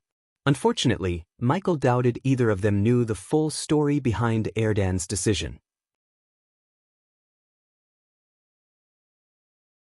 Chapter 763, A God's Judgment. Happy New Year, my dear readers. As my tiny gift to you all, I will mass release 5 chapters on January 5, 2023. May you receive all the blessings from the God. Tanatar and Hamon were both in shock after hearing each other's story. Neither of them couldn't believe what the other had gone through over the years. Michael believed Tanatar's story as much as he believed Hamon's. While they were silent, staring at each other, Michael punched the wall. The entire wall trembled as dust and pieces of ceiling crumbled down. Tanatar yelled at Michael, but he ignored the elf and continued to punch the wall. The wall was at least 2 or 3 meters in width. Usually, it would take special equipment and runes to penetrate the wall. But to Michael, his fist was more than enough. The vault continued to tremble as dust crumbled down from above. "Stop!" Tanatar shouted at Michael. As someone who built the walls, Tanatar knew why Michael was punching the wall in that certain place. After punching a hole in the wall, Michael noticed a blue rune glowing within the wall. Michael opened his palm as a stream of dark flames shot to the rune. Under the scorching heat of the dark flame, the rune faded away. As the rune disappeared, the shield around the elven rune flickered. It lost a bit of its glow. Michael scanned the room for more runes. He counted 3 more. "Hamon, who the hell is that? You have to tell him to stop," Tanatar yelled at Hamon. "I can't." Hamon shook his head. Hamon's mind was in a mess. After hearing Tanatar's story, everything he believed turned out to be false. At that moment, Hamon's entire life felt pointless. He couldn't care less about the elven rune. Meanwhile, Michael reached another wall and started punching it like before. The soldiers tried to break the vault door from outside. Michael heard them yell at each other, trying to force their way in using siege machines. Once again, Michael saw a rune within the wall. He simply destroyed the rune with his dark flames. The shield flickered as it shone dimmer and dimmer. Tanatar struggled against the invisible force binding him to the wall. But no matter how hard he tried, he couldn't escape. He even tried to cast a spell, only to fail. The force prevented him from completing his spell. Michael, on the other hand, completely ignored Tanatar and Hamon. When Michael started to punch the wall covering the last rune, Tanatar screamed at him as loud as he could. Michael created a hole deep enough to explode the rune with a couple of punches. His fist turned blood red. Punching still hurt his fist despite covering his fist with the dark flames. If anyone else tried to punch the wall, they would have ended up with a broken hand. The final rune glimmered with a tinge of crimson red. Just like before, Michael destroyed the rune with his dark flames. The black flames coiled around the rune like a snake and vaporized it. At last, the shield covering the golden plate with the elven rune fell down on the ground. Michael made his way to the golden plate and picked it up from the ground. The golden plate pulsated with strange energy. Suddenly, a powerful blast of grayish energy blasted Michael away. Michael was caught off guard. He flew onto the wall behind him and hit it with a loud thud. His hands went numb. Michael quickly picked himself up to see a strand of purplish flame seep out of the golden plate. A primordial flame. The flame glowed brighter and brighter. To Michael's surprise, the flames formed a creepy smiley face in the air. As though the dark flames had some kind of hostility toward the strange primordial flame, the dark flames shot out of Michael's body. The dark flames produced an otherworldly hissing sound. Michael felt like the two flames wanted to kill each other. He could literally feel the dark flame's hatred toward this new primordial flame. Michael dashed at the purple flame to absorb it somehow. However, the purple flames lashed at Michael. He quickly jumped, flipping in the air to avoid the flame waves. He immediately cast Silenes to slow the time around him. He wanted to catch the purple flame. However, the primordial flame did not get affected by the spell. Its shot flew above, penetrating through the ceiling as though it was made of form. Michael landed right above the hole. He looked up at the hole to see nothing but the sky. The primordial flame penetrated through the manor and flew away. Damn its system, Michael cursed the system. If it was online, Michael could have absorbed the primordial flames. Since the primordial flames would choose its host as a sentient being, Michael had a feeling the flames were on their way to finding a suitable host. What the fuck was a primordial flame doing inside this? Michael picked up the golden plate with the elven rune on it. After the primordial flame escaped, the elven rune did not pulsate any powerful energy waves. Michael put the elven rune inside his space ring before turning his gaze back at Hammon and Tanatar. Did you know what that was? Michael asked them. They looked just as confused as Michael. He sighed. He walked toward Hammon. He was telling the truth. The flame you saw had powerful energy radiation. Your family spent years in this radiation. So when he took the golden plate with these flames trapped within, the energy radiation disappeared. Your bodies and souls couldn't adapt to living without this energy radiation. Hence, the sickness. Simply put, the real culprit is the flames trapped within the golden plate, Michael explained to Hammon. However, Hammon's eyes glimmered with doubt. It made sense. After all, Hammon spent his entire life believing Tanatar betrayed him and his family. That kind of hatred wouldn't go away so easily with a few words.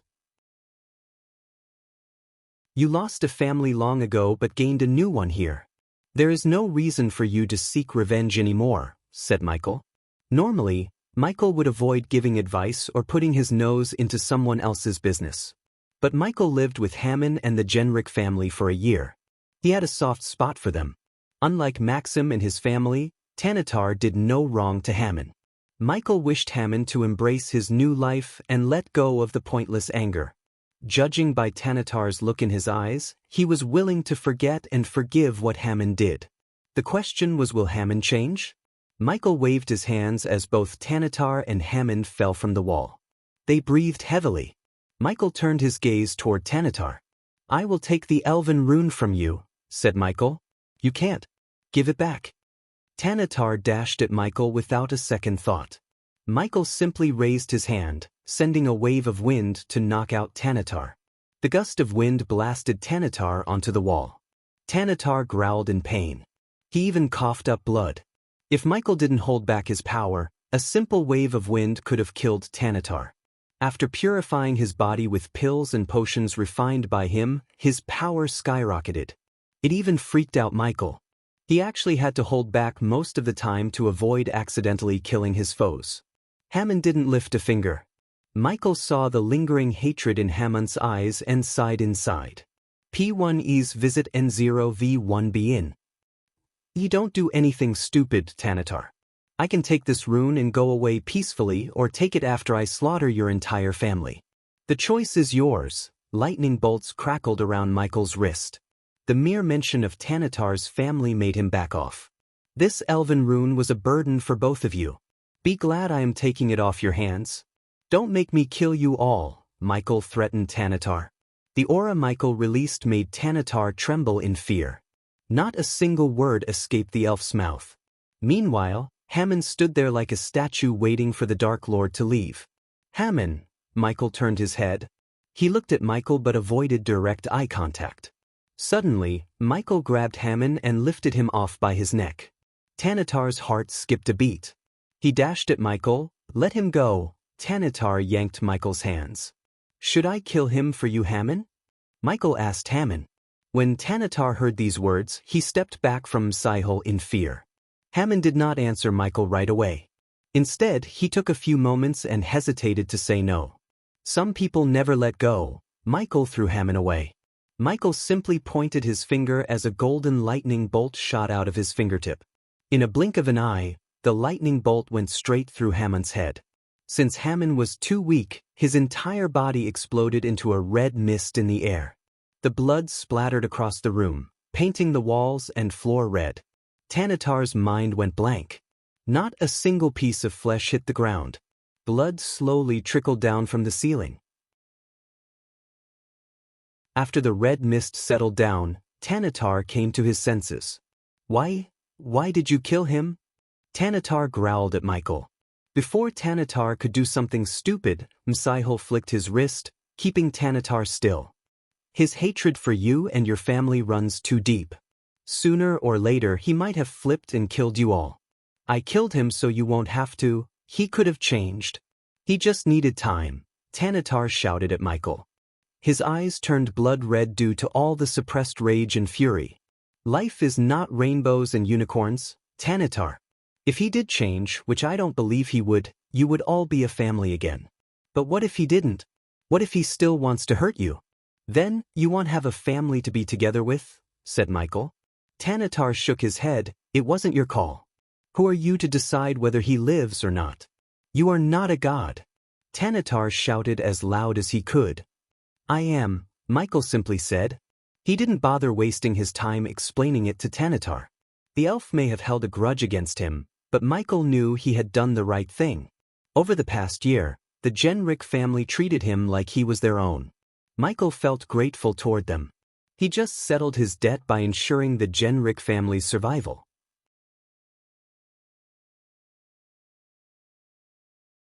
Chapter 764, Hellflames, you have a lot to learn and improve if you are going to match him, baby girl, said Adelia. Gaia breathed heavily several meters before Adelia. The training ground behind the castle had several cracks in the ground. The mother and daughter duo barely held back in a mock battle between the two. Although Gaia used almost all her power, she couldn't defeat her mother. No one can match him. He is a god, Gaia growled. That's not an excuse. He wasn't always the god. He trained and fought hard to get to this point, said Adelia. Nightmare and Vidora gawked at Adelia and Gaia. They missed having a bowl of popcorn and snacks to watch them bicker and fight. Nightmare laughed, seeing Gaia getting her ass kicked by her mother.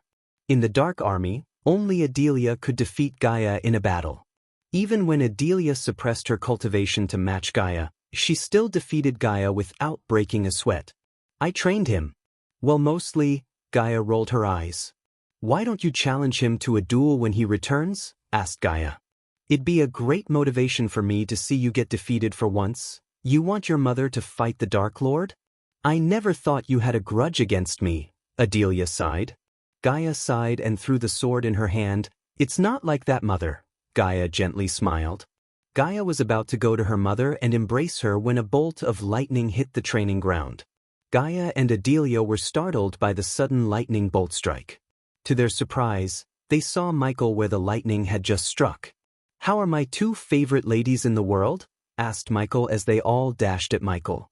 Nightmare shrunk himself and leaped onto him with Vidora. Nightmare and Vidora showered Michael with wet kisses. It had been a year since they saw Michael. Michael rubbed their chin as he turned his gaze toward Gaia. He opened his arms, waiting for her to embrace him tightly. Gaia hugged him as her face lit up with joy. She buried her head in his chest like a little girl. For a few moments, Michael stayed in this group hug. I missed you, bastard, Gaia purred. What do you mean, miss me? We just met a week ago, Gaia smiled. Even though Michael pretended to be Elmer in the Genric family, he occasionally met Gaia by teleporting to the floating mountain in the dark ocean. He was grateful that the runic teleportation worked while the system was offline. Shut up for a moment. Gaia punched him in the chest and dragged this lovely moment as long as she could. Finally, after a minute or two, Adelia cleared her throat to disband the hug. She knelt down to pay her respect when she saw the Dark Lord's gaze fall on her. "You don't have to do this. We are family," said Michael. Vidora jumped onto Michael's shoulder. After a year, Vidora and Nightmare both grew in size and power.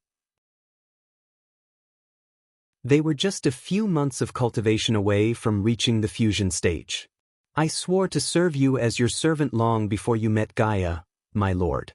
So it's my duty to bow my head and kneel down," said Adelia. "Oh, come on, mother. Don't make him pull ranks on you and order you not to do this." Gaia rolled her eyes. "You can do this until we get married. After that, you'll officially become my mother-in-law, and then you have to stop all this." "Are you ordering me, my lord?" Adelia asked with a playful look. "Not yet," Michael smiled. Finally, Adelia rose to her feet as Michael let go of Gaia. Nightmare jumped onto Michael's other shoulder and swapped his tail around Michael's neck. Michael looked around the floating mountain and saw the castle construction work in the distance. The waterfall behind the construction site proudly flowed from atop the sword-shaped mountain peak. He noticed the vampires patrolling the floating mountain as Saber instructed them. Thanks to Mugashiku, the dark ocean became a perfect safe haven for Michael. Looking at the dark storm clouds above him and the continuous lightning storm, Michael wondered if he had lived in the place before he reset the universe. This place was simply perfect.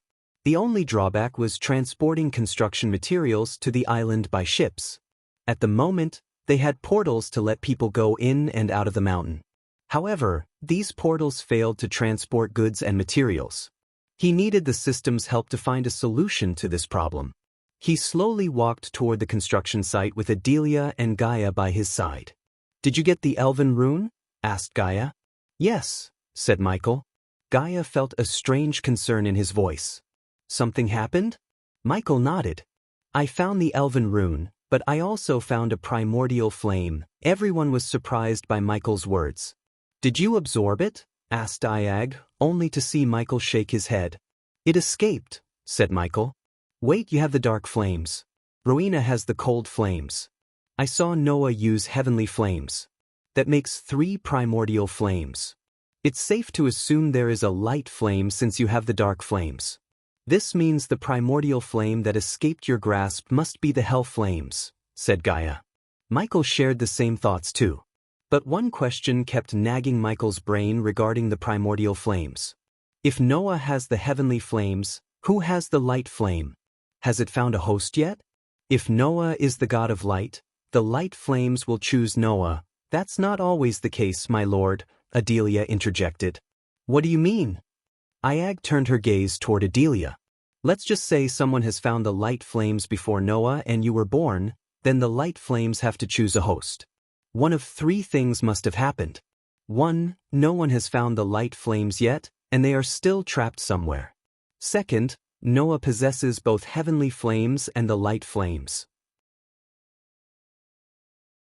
3rd, someone else has absorbed the light flames." Michael listened to Adelia in silence. After spending time with Adelia, Michael learned where Gaia got her intelligence from. Adelia had both the brains and power. A deadly combination. He hadn't seen her fight with his own eyes, but he knew everyone in his army feared Adelia as much as they feared Gaia. "How's your search for the arrows going?" asked Michael. When Adelia first came to the mountain, she already had 1 god-killing arrow. Ever since then, Michael ordered her to find more of these arrows. Apparently, the system level was too low to find more of these arrows. Hence, Michael had to rely on old methods. P1E's visit N0V1B in. Michael didn't know there were a total of 7 arrows in total. Noah had already found one, and thanks to Adelia, Michael had one. Which meant there were 5 more arrows yet to be found. Michael knew whoever held these arrows would have the ultimate power. Michael wanted them to be with him if these arrows could kill a god. But finding these arrows proved to be extremely difficult. Michael assigned the task to his best and most powerful subordinate, Adelia Ashton. Michael didn't trust anyone with the arrow he had in the space ring, not even Eladir. Instead, he waited for the system to come online so he could learn more about these arrows. Not a single day passed without Michael cursing the system for being offline for such a long time. In fact, he actually missed the system's snarky comments more than he missed its power. I might have found a clue about the next arrow. But I need some time, said Adelia. Saber contributed the most to Adelia's search for these arrows. The elder vampire was extremely resourceful and had contacts almost everywhere. Thanks to him, Adelia received a tip about an ancient artifact in a place called the Devil's Pit. Unfortunately, the place was crawling with guardians. Hence, Adelia was still planning to explore the place without alerting the guardians. Now that the Dark Lord was here, she could ask for his help.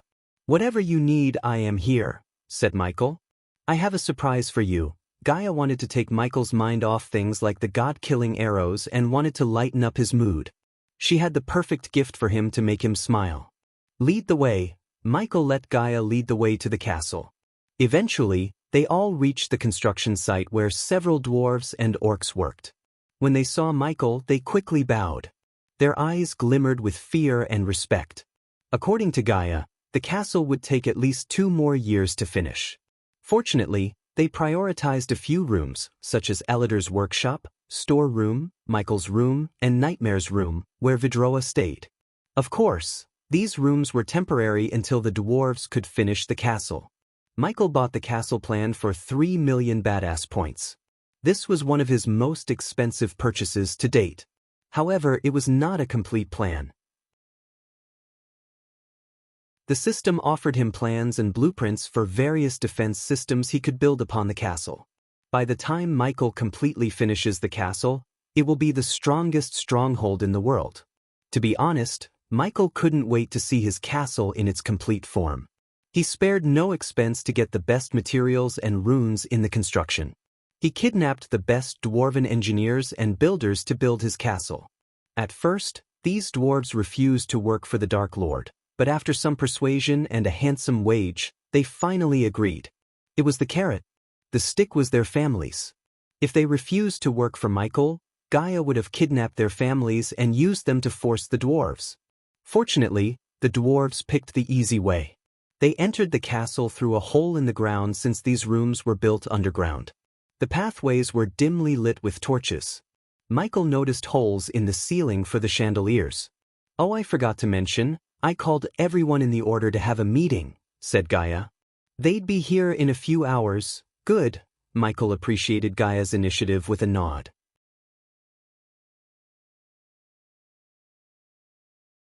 Chapter 765. Sudden argument. Michael followed Gaia behind to enter his room. His room only had a work table for Michael to build new gadgets, a queen-sized bed for Gaia and him, and a sofa set facing the fireplace. But at that moment, something was there, covered in red cloth. Michael felt powerful energy pulses from whatever was inside the red cloth. Although Michael knew what's inside. Yet Michael pretended he had no clue just for her happiness. She walked toward the thing with a dramatic walk. Are you ready? Asked Gaia. Surprise me, said Michael. She slowly lifted off the red cloth, revealing a dark metal plate. Tiny bolts of black lightning crackled around the metal piece. Michael could hear the electricity buzzing. It felt like the metal piece was calling for Michael. The tiny lightning bolts reached out for Michael. Is this one of the armor pieces you were talking about? Sarba asked.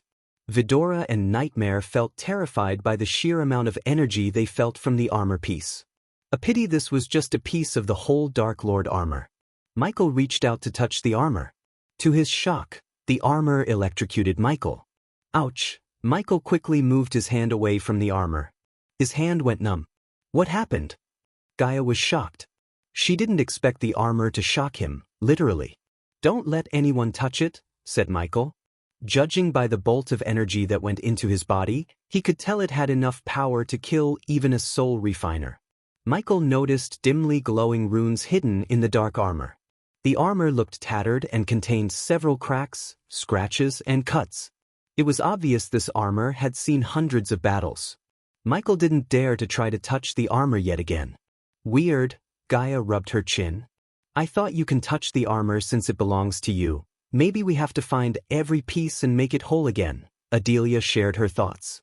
Once again, Michael missed the dam system. If it was online, he could have easily scanned the armor piece and found out what was wrong with it. One thing is for sure. I cannot use it now, Michael sighed. How many pieces are there? Asked Sarba. 6 more pieces, said Nightmare. As they were staring at the armor, Azazel appeared behind Michael. My lord, you are back. Michael turned around to see Azazel bow his head deeply. Azazel was at the fusion stage level 6. Once Michael had reached the immortal stage, Azazel would be able to reach the half-immortal stage. Luckily, Azazel didn't have to go through heavenly tribulation. Michael didn't know why, but he knew it was something to do with Azazel's demon race. Glad to see me? Asked Michael as Azazel nodded. It's my blessing to see you, my lord, Michael chuckled. When did you become such a sweet talker? Are you in love or something? Azazel awkwardly smiled without knowing how to answer Michael. Speaking of love, where is Ricky? Gaia asked Azazel. He just returned, answered Azazel. Is he still stalking Olivia? Asked Michael. Gaia creased her brows. It's not stalking humans. He is in love with her, except she made her choice to leave him, said Michael. He may have accepted Olivia's decision not to follow him, but he was disappointed in her. He would be lying if he said otherwise. For the first time, Michael noticed the loyalty level go from 90+ to 60%. Ricky was the one who got affected the most by Olivia's decision. He almost felt pity for Ricky. Gaia even asked Ricky to go with Olivia, but Ricky respectfully refused to leave the Dark Lord's side. Who knew the gate guards Michael met at Rivertown would be willing to give their lives for him? Certainly not Michael. They even brought their families with them and put them in Giselle. With Caius' aid, their families lived comfortably under the Dark Lord's protection. So what? He still loves her, and I know she loves him too, Gaia argued with Michael. Seeing her bicker with the Dark Lord himself made Adelia chuckle inside. Even before the marriage, she started to act like an angry waifu. So you're telling me she's with Ricky? Michael calmly asked Gaia. No, then she doesn't love him enough, said Michael. As soon as Gaia heard these words, her eyes glimmered with anger. Are you messing with me right now? She growled. We should go. Adelia grabbed Nightmare and Vidora from Michael's shoulders. Hey, let us go. It's getting good, Ayag hissed at Adelia. Azazel followed Adelia behind and closed the door on his way out. Nope, Michael shook his head. Like any man in the world, Michael failed to comprehend Gaia's thoughts. He might be a god, but he still lacked the power to understand a woman completely. You are being a complete asshole, Michael, said Gaia. She seldom addressed Michael by his first name. But whenever she did, she was furious at Michael. Okay, I am confused. What does Olivia leaving Ricky have anything to do with me? She made her choice. It has everything to do with you. He chose loyalty over love because of you, the Dark Lord. You can't blame Olivia. Not everyone will follow you without a second thought, Gaia growled. Everyone thought Gaia was cold, but in reality she cared about all the subordinates. Ever since Olivia left Ricky, she has been watching over Ricky by keeping him busy. Although Gaia knew of Ricky's secret visit to Olivia, she allowed him, hoping Olivia would change her mind and accept Ricky. As a queen, it was in her blood to care for her subjects. On the other hand, Michael barely lifted a finger. As far as he was concerned, Olivia made her choice, and Ricky had to accept her decision and move on. I cannot force her to follow me either. She made her choice and should be grateful that I didn't end her life by leaving my side after everything I had done for her, said Michael. Why are you suddenly being so strange? Asked Michael. I'm not being strange. I just can't believe you think you are completely blameless in Ricky's case. So what do you want me to do? Go to Olivia and force her to come with me? No, Gaia shook her head. How about you start giving a shit about Ricky and his feelings? For God's sake, he left the love of his life for you. The least you can do is accept you had a hand in the mess. Gaia raised her voice. And how dare you call his love stalking? What if I left you? Will you give a shit or let me go? Gaia punched Michael in the shoulder. Finally, Michael started to grasp where the anger was coming from. To be honest, Michael didn't know what to do if Gaia left him. However, he wouldn't cry or destroy himself like many for sure. Instead of worrying about what he would do after she left him, Michael would ensure she didn't leave him. First, you won't leave me and I won't let you. Second of all, we are not them. We don't have any secrets between us, except one that I told you not to ask me about, Michael said, gently wrapping his arm around her shoulder. He noticed Gaia rolling the engagement ring on her finger. You cannot compare us with other couples. Didn't I tell you Ricky could go with Olivia if he wished to? Both Ricky and Olivia made their choices. We cannot force Olivia to be with Ricky. And you are right. Michael took a deep breath. They broke up because of me. Michael saw no advantage in keep denying it or arguing with her. Gaia's actions made him realize she was mad at him. To be honest, she was right to be so. It was he who refused to marry her when she asked him to. He wanted to be stronger and grow his army before marrying her. It was bad enough that he refused to have any kids anytime soon, but postponing the marriage was just crossing Gaia's patience. Now he realized Gaia had taken the rejection badly. Michael was too busy to care about her feelings, which Michael regretted. P1E's visit N0V1B in T, and I am not going to make any more excuses. I will marry you in 6 months. On the same day I met you first, Michael said. He didn't take this decision on the fly or to calm her down, but with his whole heart. He dragged the marriage thing long enough. Granted, Michael promised her to give the throne of Nagaland before the marriage, but Gaia wasn't interested in the throne anymore. She realized she could rule the entire world from Michael's side. Why did she have to settle for one kingdom when she could rule the entire world? Besides, Gaia wanted to marry Michael more than anything in the world. She wanted to be his side, not as the Dark Queen but as his wife. Gaia was startled by his words. Her eyes glimmered with joy and shock. Before she could say something, Michael locked his lips with her. He didn't want to argue anymore. He swooped Gaia from the ground and moved to the bed. A few hours later, Michael exited his room wearing his Dark Lord armor. Gaia quickly tied her hair and followed him behind to the meeting hall. Michael promised Gaia when the time comes, he would talk to Olivia and explain things better to her for Ricky's sake. They patched things up on the bed and returned to their normal selves. Eventually, after navigating through the dark pathways, Michael and Gaia reached the meeting hall. He heard people buzzing inside. Michael waited outside for a moment before opening the door. Unlike before, Michael did not wear any mask to hide his face. Even after a year, showing his true self to others felt weird. He took a deep breath and finally opened the door. Inside the hall, everyone turned their gazes to the door. The entire hall fell silent as soon as they laid their eyes on him. Every one of his subordinates attended the meeting as they were ordered to. My lord, Azazel came to Michael's side. Everyone is here, my lord, said Azazel. We shall start then, said Gaia.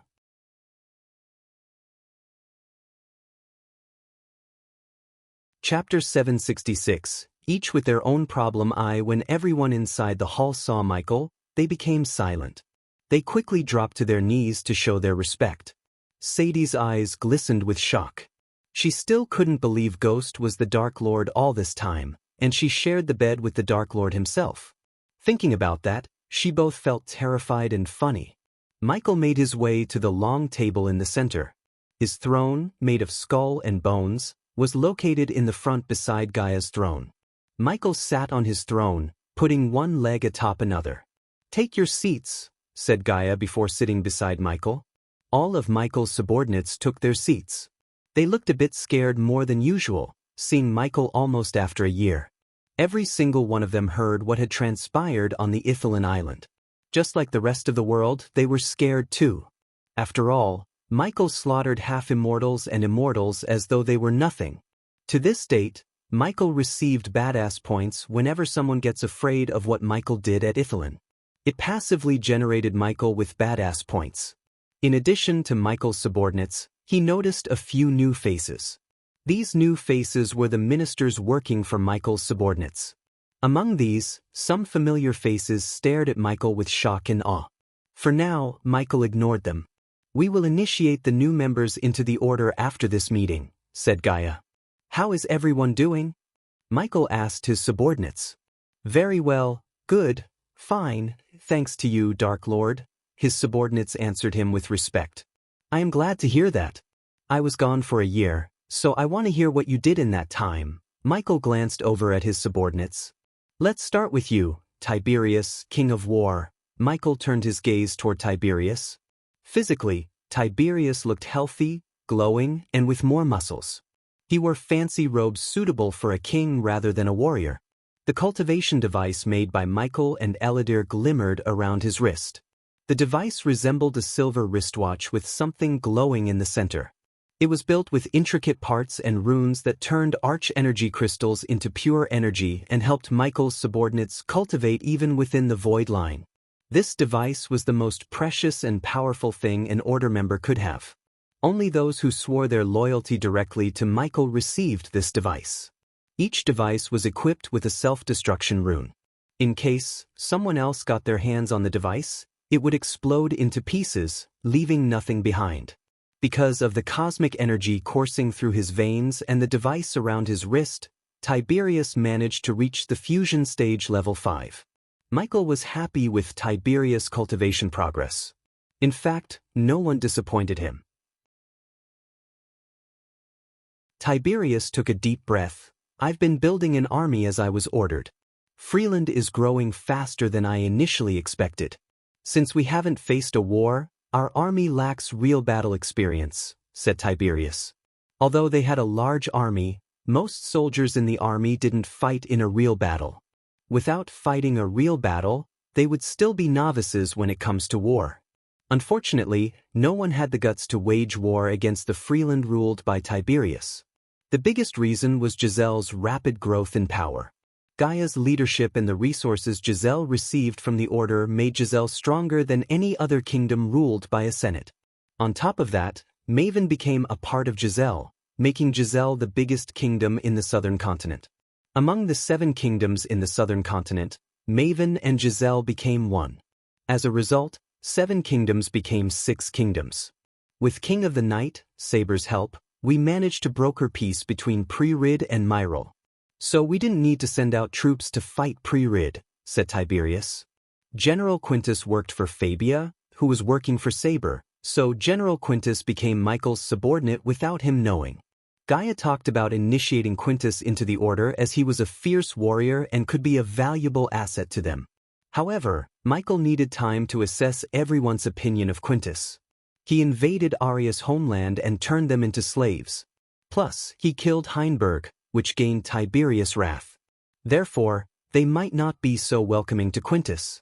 In fact, Michael wouldn't be surprised if Aria or Tiberius wanted Quintus dead. At that time, Michael would have to end Quintus' life not to piss his subordinates off, especially Aria, whose life was turned upside down because of him. As for Kivin, Zoril, and Nettis, if you don't know about these kingdoms are called Trident of the Southern Continent, ruled by kings instead of senates, Gaia explained to the newcomers. Continue, said Gaia as Tiberius went on. They don't meddle with the Senate-ruled kingdoms. If I may, Dark Lord, Sadie raised her hand. I heard the 3 kings had met each other in secret. Also, I've been hearing from my girls each kingdom is bolstering its military and defense, said Sadie. As the Queen of Whispers, she was tasked to learn what was happening in the world as much as she could using the Silver Moon Girls. Sadie recruited girls and sent them to every single kingdom in the world to learn rumors and information from the nobles. The Silver Moon Girls were extremely efficient in gathering information and secrets from drunken nobles. Under their charm and beauty, the nobles opened up, and secrets flowed out of their mouths like a river. Do you know why they met? Asked Gaia. Not yet, Dark Queen. But I put my best girls to work. We will have something soon, said Sadie. As I was saying, they don't meddle with the Senate-ruled kingdoms. In other words, we do not have anyone to wage war on. An unused blade will eventually go blunt. So I'd like to request the undead to fight, Dark Lord. Tiberius made an unusual request to Michael. Michael thought about Tiberius' request for a few moments. He certainly couldn't go wage a war against a kingdom just to train his army. Even if the three kingdoms were bolstering their defense and army, it wasn't enough to wage war against them. Sometimes, they might do this because of Michael's existence in the southern continent. Dalar. Michael turned his gaze toward the orc at the table. I can definitely spare some undead for training, Dark Lord. But where do I send them?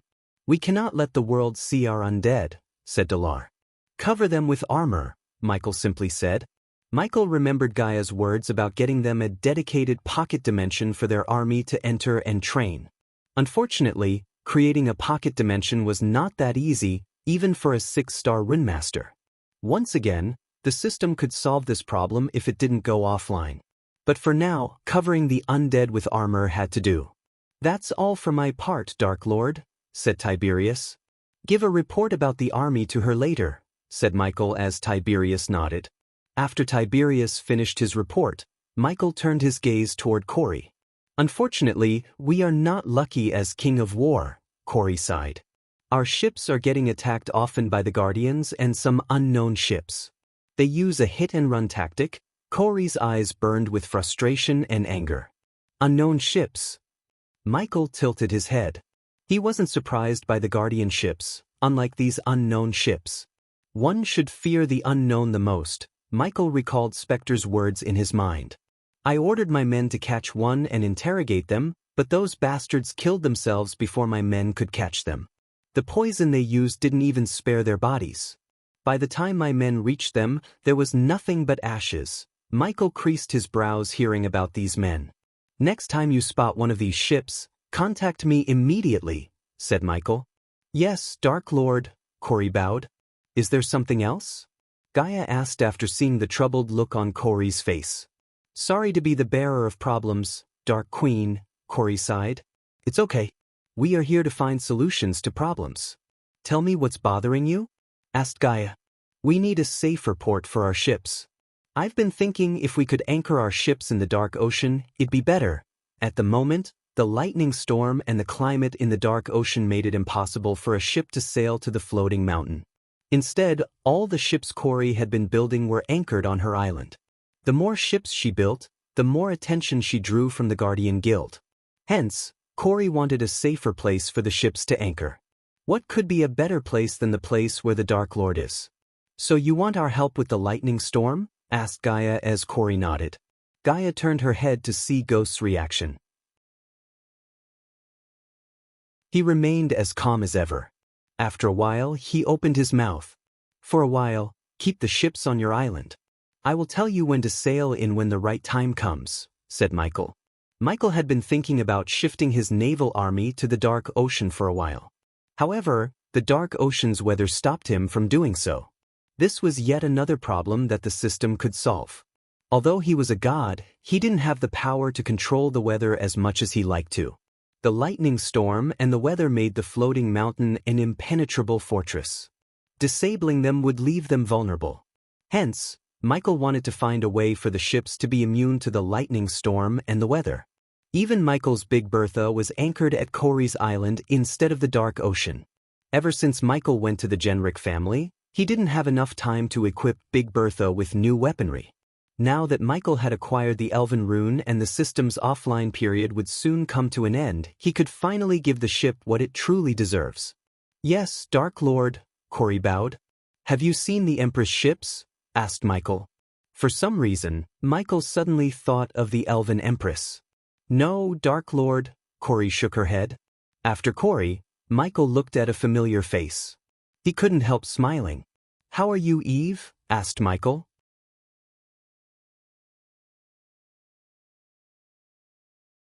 Chapter 767. Each with their own problem too. Eve would have hugged him tight if it wasn't for the crowd around her.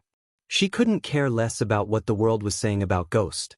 To her, he was the only one who helped her and her family when they needed help the most. He might be the Dark Lord to the world, but to her he was her best friend. Michael's warm smile spoke more than words. Should I address you, the Dark Lord, as everyone else? Asked Eve. You know what, I will. After all, I decided to join your order. Michael knew better than to argue with her. To be honest, he was happy she made her decision to follow him. She chose him over her family and everyone she knew. That kind of friendship really warmed Michael's heart. I won't stop you then, Michael smiled. Many of the subordinates saw Michael smile for the first time. It was a pity Eve couldn't absorb the cosmic energy. Regardless, she reached the fusion stage with Michael's abundant supply of potions and pills. Don't let me stop your meeting. Carry on, said Eve as Michael nodded and turned his gaze to Gibson. After absorbing the cosmic energy, even Gibson was able to break through into the fusion stage. Dark Lord, Dark Queen. Gibson bowed toward Gaia and Michael. My fellow members of the Order. Gibson showed respect toward the other members with the bow. I've been hunting down the rogue pirate ships as you ordered me to. Since I was blessed with the title of King of the Skies, I received enough supplies to build our very first airship. It's far from complete, but the construction is going on full swing. If I may ask, Dark Lord, I'd like our own shipyard to build our airships, Gibson requested Michael. Gaia already mentioned to him Gibson was asking for a dedicated shipyard. Since they promised Gibson they would help him command an air force, Michael was obliged to build Gibson more airships. But to build them, they needed special shipyards instead of the shipyards used to build ships that sail on water. Luckily, the floating mountain came with an enormous amount of land. Michael could build an airship yard if he allocated enough gold coins to Gibson. Finish the first airship and then you will have your own airship yard, said Michael. So have you come across any of these unknown ships that Corey mentioned? Asked Michael. Yes, Dark Lord. But the results were the same. Slippery bastards killed themselves and set fire to their ship before we could get to them. Michael rubbed his chin. Do the same as I told Corey. If you spot one, contact me ASAP, Gibson nodded.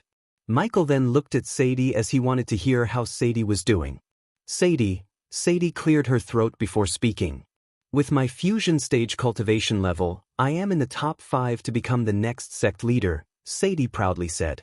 Who's on the selection board? Have any ideas?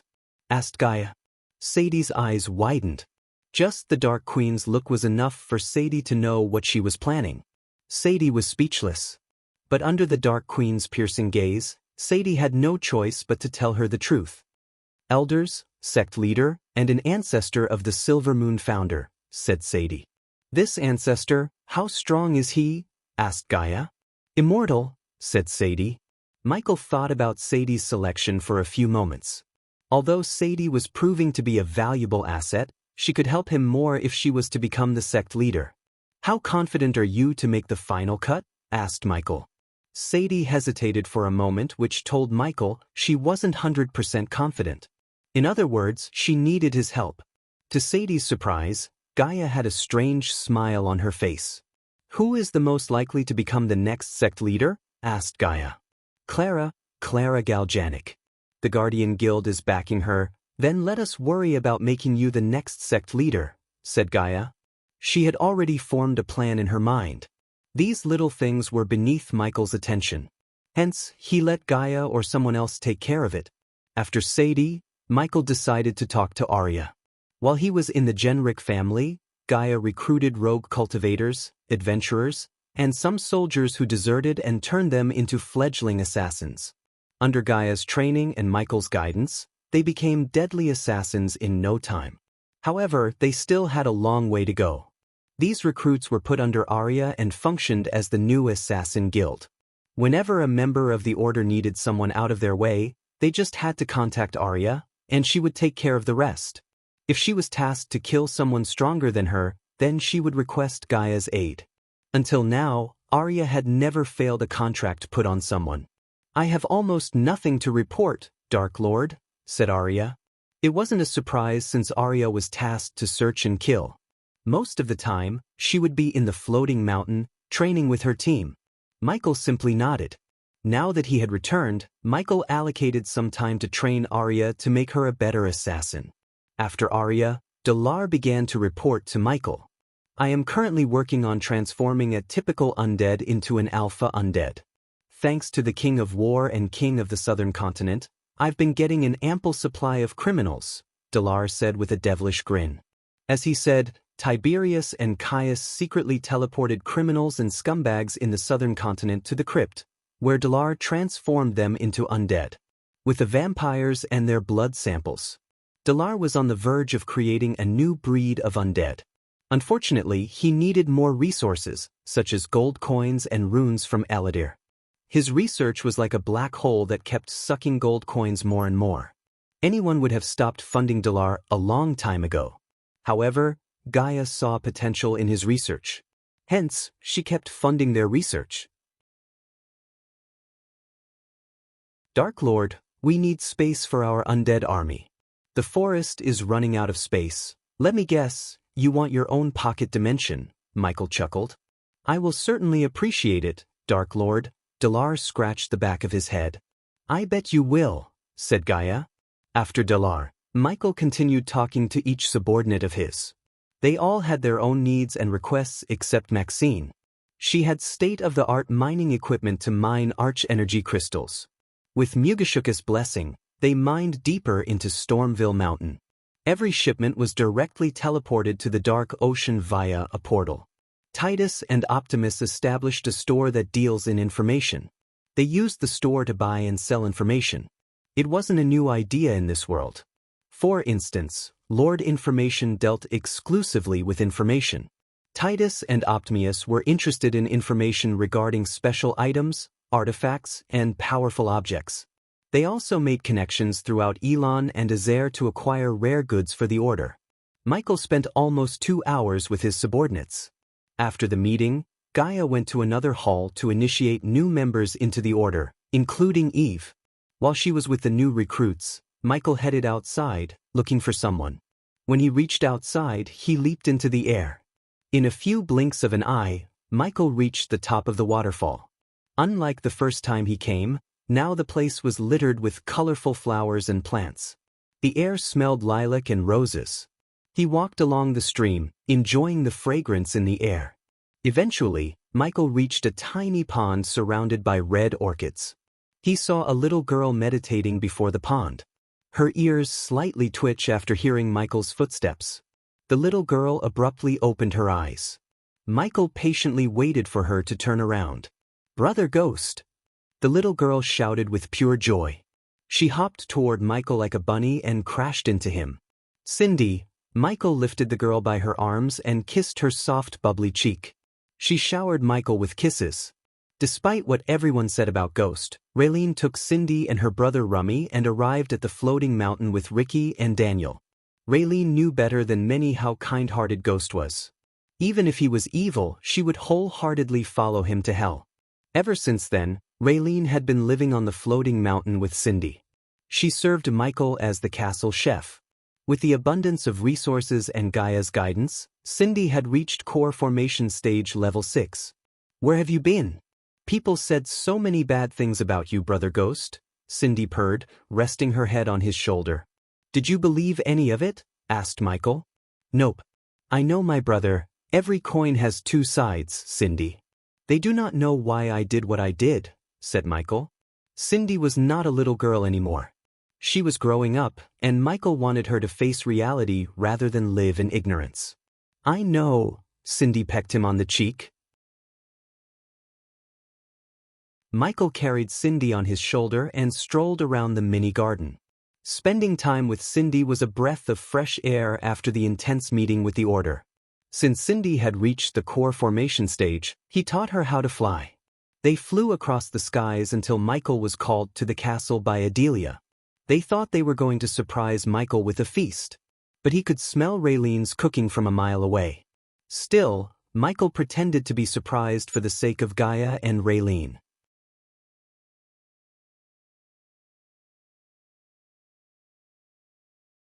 Chapter 768. An old enemy. Michael was on his way to the feast hall when he met Raylene. She greeted Michael with a relieved sign. She was worried sick about him while he was gone. "Master." Raylene almost called him Master Ghost as usual. Realizing he was called the Dark Lord by everyone here, she swallowed her words. She awkwardly smiled at Michael. Michael relieved the tension with a friendly hug. "I am glad you chose to come here," said Michael. "It's the least I can do. You can call me Master Ghost as usual," Michael whispered into her ears. Michael put his arm around Raylene and walked toward the feast hall. Even from the outside, he could sense the liveliness inside. The air smelled of baked buns and roasted meat. Michael felt hungry just by taking a whiff of the air. "Is everyone okay for you here?" Michael asked Raylene. "I have no complaints, Master Ghost. Except for the weather, it's always dark and gloomy here," Michael chuckled. "Well, it comes with the territory of being the god of darkness." Raylene's eyes widened. Her body shivered. "So is it true, Master Ghost? Are you really a god, as Lady Gaia says?" asked Raylene. "Yes," said Michael. He saw no reason to hide his true identity anymore. But after hearing Michael's words, Raylene's face lost its color. Her mind went completely blank. Michael expected this reaction. At first, even he was shocked. Who would think of them as a god? When Michael learned he was the god of darkness, he couldn't even think straight. Fortunately, Michael had a long time to come to terms with his true nature. "Don't worry. You will get used to it soon," Michael rubbed Raylene's shoulder. He was about to open the doors when Michael heard a commotion outside. The sound of metal clashing and blood splattering resonated in the air. Michael turned around. "Go inside and stay with the others," Michael said. The gentle smile disappeared from his face.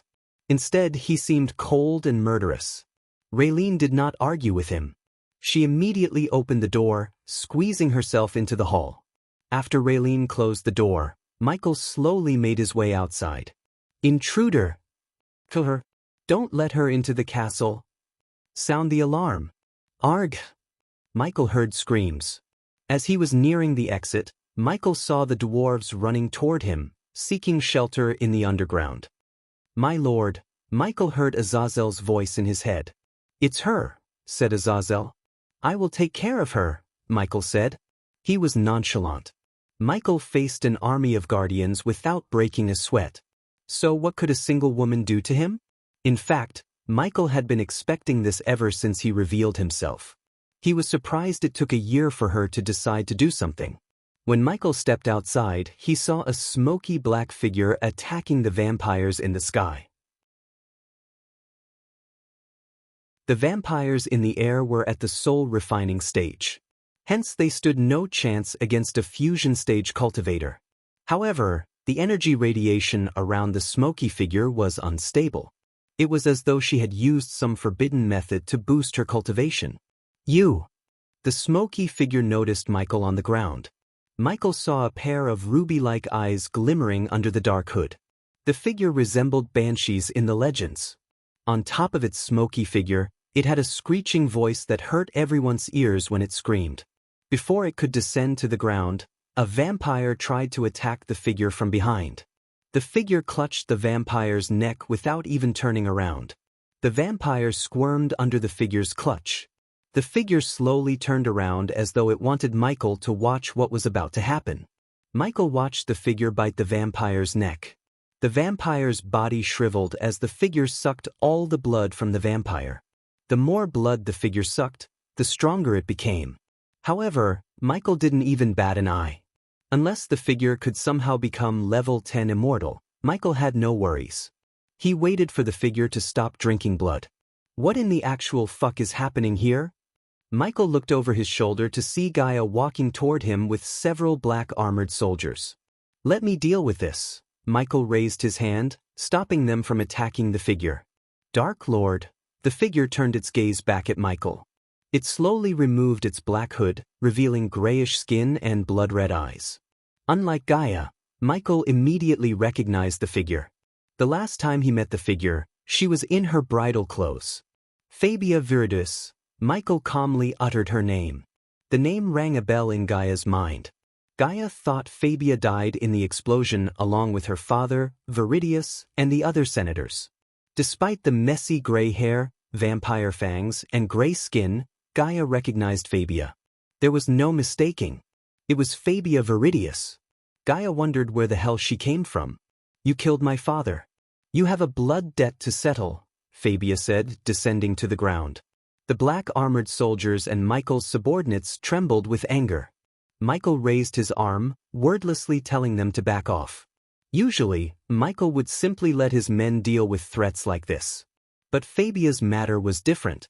She came to his domain and challenged him. It would be a sign of weakness if he didn't accept her challenge. Face me in a duel. Fabia unsheathed a sword emanating a thick bloody aura. Michael could see the glowing runes on the blade. The sword seemed like it could kill an immortal. Suddenly, everyone has an immortal killing weapon, Michael sighed.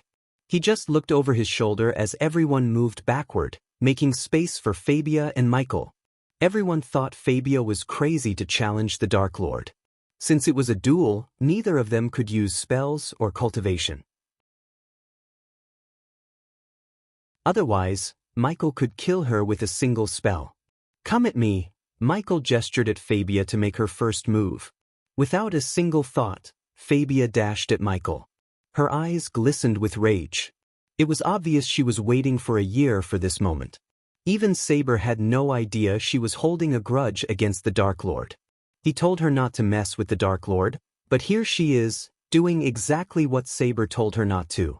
When the sword was just a few inches away from Michael's head, he swayed his body to the side, evading the sword. She was quick but not quick enough to attack Michael. Too slow, Michael slapped the back of her head. The force of Michael's slap sent her flying a couple of meters. As she hit the ground, she coughed up blood. The sword almost slipped off Fabia's hands. The subordinates weren't surprised by the Dark Lord's power. After all, it was expected of him. Fabia managed to pick herself up. Her grip on the sword tightened. Yet again she dashed at Michael. There was no finesse or technique in her movements but utter rage.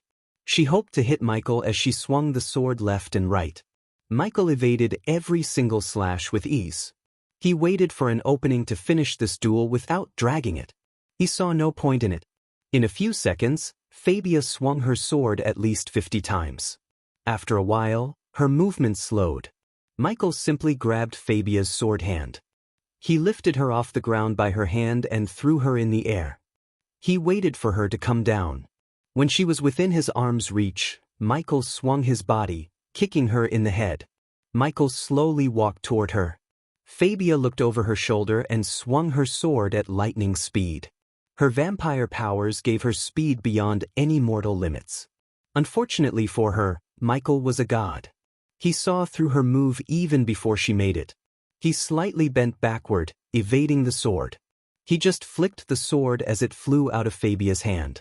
Michael felt pity for Fabia deep down. According to Saber, she was a talented scholar and a freaky scientist who made the plague possible. He could have used her expertise only if she forego her hatred toward him. But when Michael put himself in her shoes, he could understand her feelings. He killed her father and destroyed her entire life. Every time she woke up and looked at herself in the mirror, her hatred only grew stronger. But now that she challenged him openly and killed one of his men in front of him, Michael had no choice but to kill her.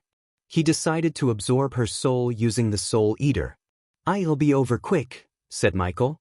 He grabbed her by the arms and pulled her closer. To Michael's surprise, she spat a mouthful of blood at Michael. The blood temporarily hindered Michael's sight. He quickly used a flash of dark flames to vaporize the blood on his face. Fabia felt an intense heat on her face for a moment. She tried to escape his hold, only to fail. At that moment, she knew she was going to die. Suddenly, she broke into a devilish peal of laughter. It surprised everyone as there was no reason for her to laugh. An ordinary person would shiver in fear. But she was no ordinary man at all. In fact, she expected defeat at the hands of the Dark Lord. Her end goal was not to kill the Dark Lord but to avenge her father by any means necessary. If her death could avenge her father, she would gladly die. Michael was about to use the Soul Eater when he saw a bright glimmer in her eyes. His neck hair stood up, warning him about a threat. The space around him was distorted.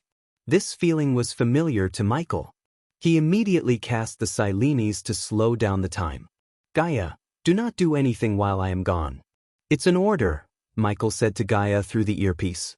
The words reached her as the Silenes spell's effect faded away. The very next moment, Michael and Fabia were sucked into a vortex that appeared suddenly in the air. Before they disappeared completely, Fabia coughed up blood.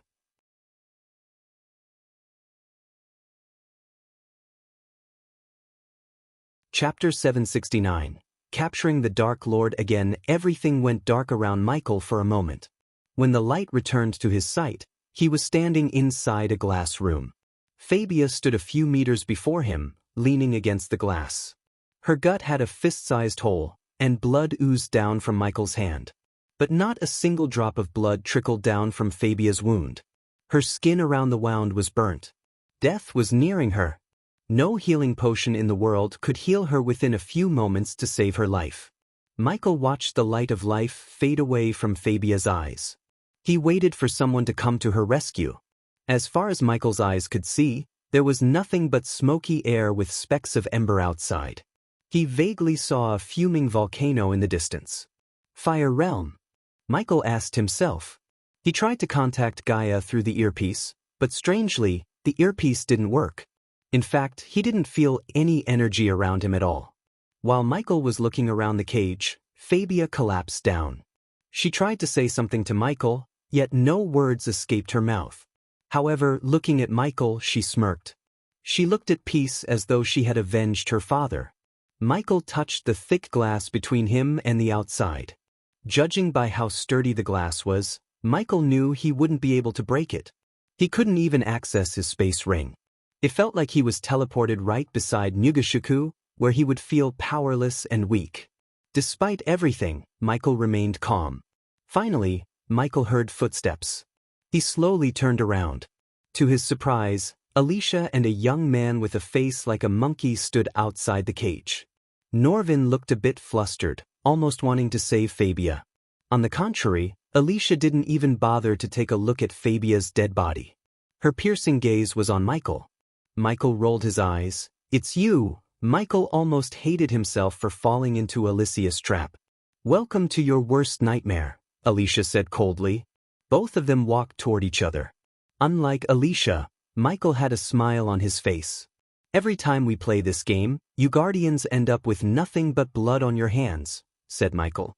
If he remembered correctly, this was the third time the Guardians trapped him. The only difference this time was Michael did not expect or plan his capture.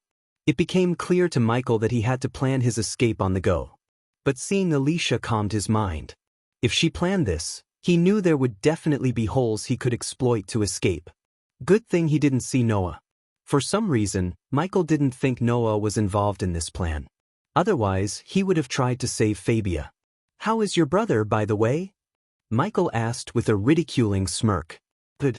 Doing better than you at the moment?" Alicia remained calm, which surprised Michael. "Someone's doing better in anger management," Michael smiled. "I can't wait to wipe that smirk off your face," Alicia threatened Michael. Norvin saw Ghost lifting Fabia's dead body by her head. He showed Fabia's dead face like a puppet to Alicia. They didn't know what he was hoping to do with Fabia's dead body. Suddenly, Michael bashed her head against the glass. Alicia's body jerked as she took a step back. Her subconscious mind dictated her movement. He bashed Fabia's head again and again on the glass until the head became a puppy mess. Blood trickled down the glass as Michael drew a smiley face on the blood. "Fucking bastard," Alicia growled.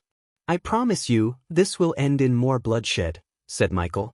Norvin's heart skipped a beat. No one freaked him out as the Dark Lord did. In Norvin's mind, Ghost was the exact opposite of Noah in every way. In simple words, Ghost was evil Noah. It made sense to Norvin since Ghost was the god of darkness and Noah was the god of light. Norvin hoped this cage would hold him. He would have been more confident in this plan if Noah knew about this. "And I promise you, it will be your blood," Alicia banged the glass. When she locked her gaze with his eyes, images of what her family had gone through since the battle tournament flashed across her eyes. Until now, Peter remained supervised and locked in his own home. Noah chose not to meddle in Peter's case as Noah believed Peter was in the wrong and deserved punishment for his vigilante actions. Alicia slowly stepped back. A slow grin emerged on her cold face. Soon, she flicked her wrist as golden chains materialized inside the cage out of thin air. They flew at Michael, coiling around his wrists. It stretched out Michael's arms. He felt the chains tightening. The glass between them slowly slid open as Alicia stepped inside the cage. To Michael's surprise, her soul-refining stage cultivation didn't waver. Apparently, the cage only affected his cultivation somehow. Without a doubt, he was at a disadvantage. Alicia clenched her fist and punched him in the face as fast as she could. Alicia! Norvin tried to stop, but Alicia sent Norvin out of the cage with a blast of energy wave. Before Norvin could come to his senses, the cage slid closed. Is that the best you could do? Michael spat down the little bit of blood in his mouth. Alicia's eyes glistened with uncontrollable rage. She swung her fist left and right. Michael's vision became blurry after receiving almost the 60th punch from Alicia. Despite everything, Michael still had a smile on his face. With blood covering his teeth, he looked like a grinning devil. Alicia, stop! Norvin shouted from outside. However, Alicia did not heed his words. Instead, she kept punching Michael until her hands went numb. Are you tired? Michael snickered. You should work on your stamina. Michael moved his neck left and right as it made cracking noises. His face was almost covered in blood and swollen. Michael avoided using the APD so she wouldn't notice anything strange. Because of that, her punches did a number on his face. His nose was cracked, eyes were swollen, lips were cut, and a wisdom tooth began to shake inside his mouth. What the hell are you doing? Michael heard a voice. He looked over Alicia's shoulders to see Mutrad and a few others descending from the sky. Mutrad's eyes widened seeing Michael inside the cage.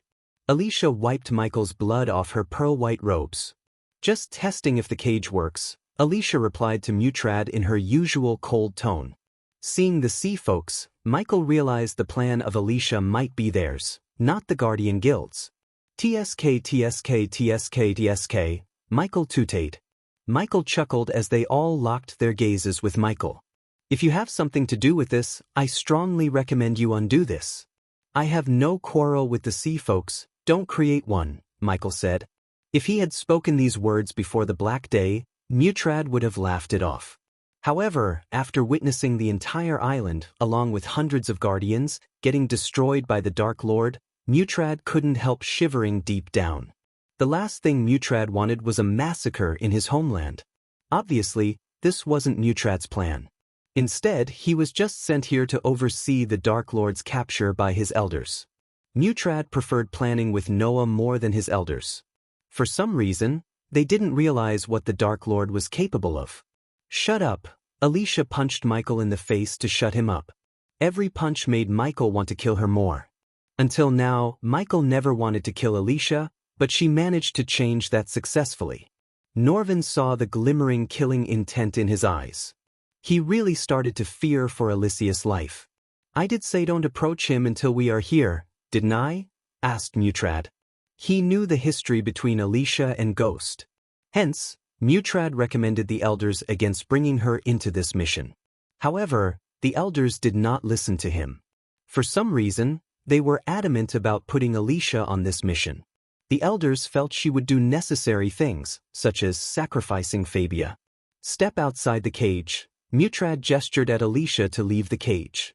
Don't worry. We will have a long chat later, Alicia snickered. I hope so, Michael answered her calmly. He didn't give her the satisfaction of showing his anger. So what's the plan here, Mutrad? Michael asked Mutrad. I think you mistook your position here, Ghost if that's your real name. Only I ask the questions here, and you do the answering. What if I don't? Are you going to kill me? Believe me, you can't, said Michael. Who said anything about killing? Michael saw a strange smile on Mutrad's face. If they didn't want to kill him, what were they after? Michael asked himself. It seemed like the only way for him to find out was to go along with Mutrad. Suddenly, something rattled the cage. Mutrad lost his balance for a while. Michael noticed the cage ascending to the sky. Outside the cage, Norvin was pushing the cage upward all by himself. This is not going to end well for you, Mutrad, said Michael. Despite the fear in Mutrad's heart, he remained calm. Thanks to the Sky Hall for giving them this special cage, Mutrad didn't need to worry about the Dark Lord escaping. As long as the Dark Lord stayed within the cage, he couldn't use any of his powers. According to the Sky Hall ambassador, this cage was specially made for the Dark Lord. Mutrad just hoped it would contain him as long as they wanted. I will escape. As though Michael had read his mind, he said to Mutrad. Michael's words completely caught Mutrad off guard. Eventually, the cage stopped moving. Mutrad left the cage, leaving Michael behind. Inside the cage, Michael tried to establish contact with Gaia but failed. How long are you planning to stay offline, system? 3 weeks. Michael's eyes widened. He heard the system's voice for the first time since 11 months ago. It immediately put a smile on Michael's face. 3 more weeks. Then we'll be back, Michael mumbled under his breath.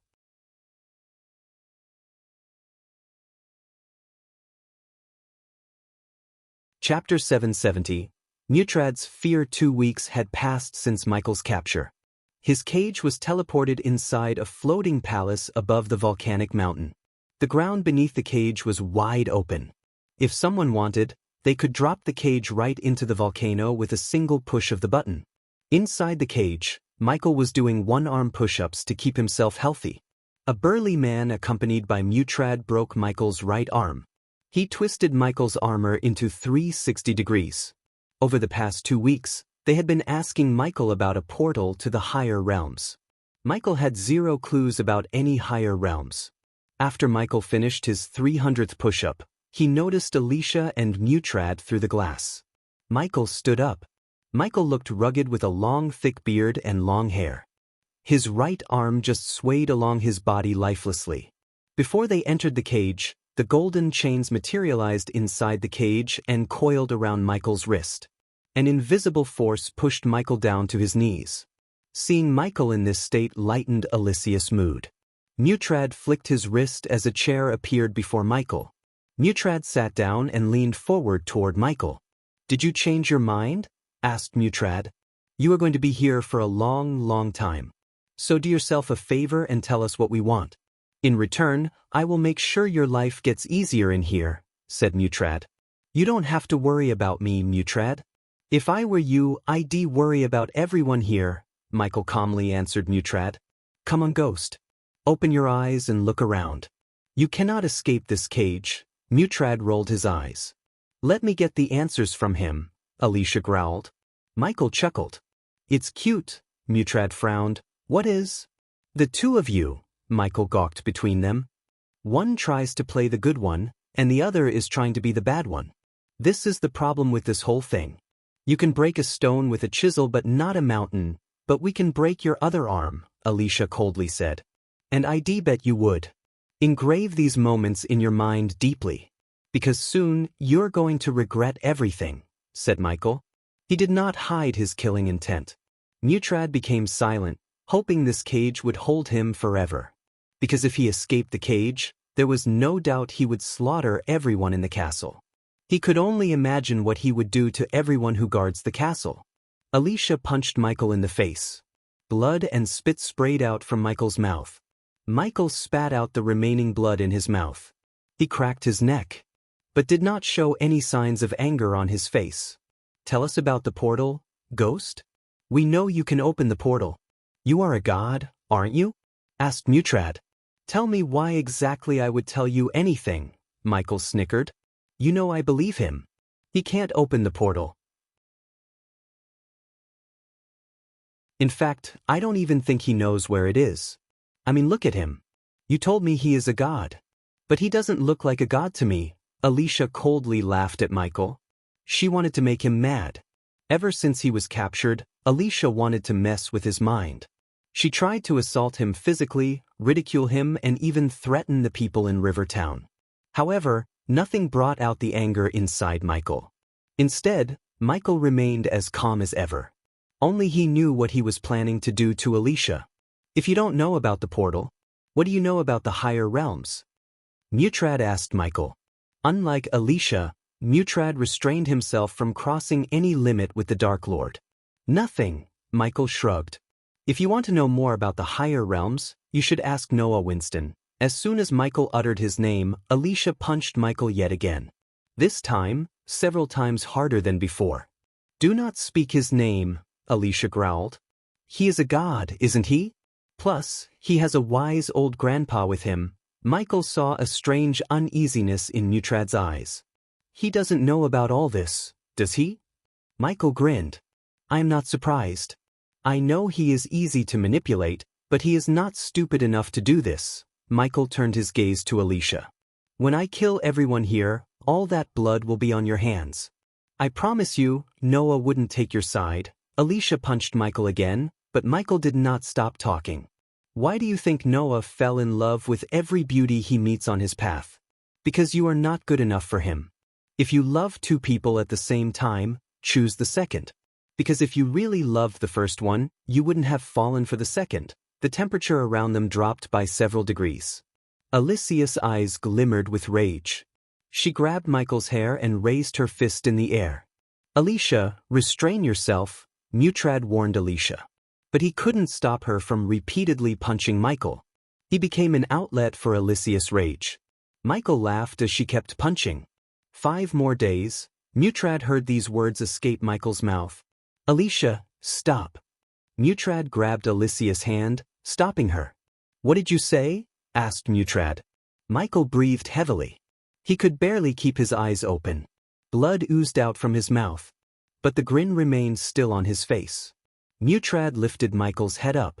5 more days, Michael mumbled. What 5 more days? Enjoy this while it lasts, Michael slowly said. I am going to slaughter every single one here. It's gonna be a real bloodbath. Mutrad looked into Michael's eyes and saw no signs of lying. He was pretty serious. Mutrad panicked. The Dark Lord seemed so sure about escaping. His track record proved the Dark Lord has several trump cards up his sleeves. He is bluffing in pain, Alicia growled. Am I? Asked Michael. And I have something special planned for you, Alicia. But I will give you a clue, you're going to beg me to kill you. She was about to punch Michael when Mutrad stopped her. We are leaving. Mutrad dragged Alicia out of the cage. When they stepped out, the golden chains disappeared, releasing Michael. The glass closed. After leaving the cage, Mutrad did not even turn back to see the Dark Lord. Eventually, Mutrad and Alicia reached a brightly lit room with several tables. Every single table had a mound of scrolls and parchment. Don't tell me you believed his bluff, Alicia rolled her eyes. He is not bluffing, said Mutrad. I've lived long enough to tell the difference between a bluff and truth. He is not kidding. He is not going anywhere.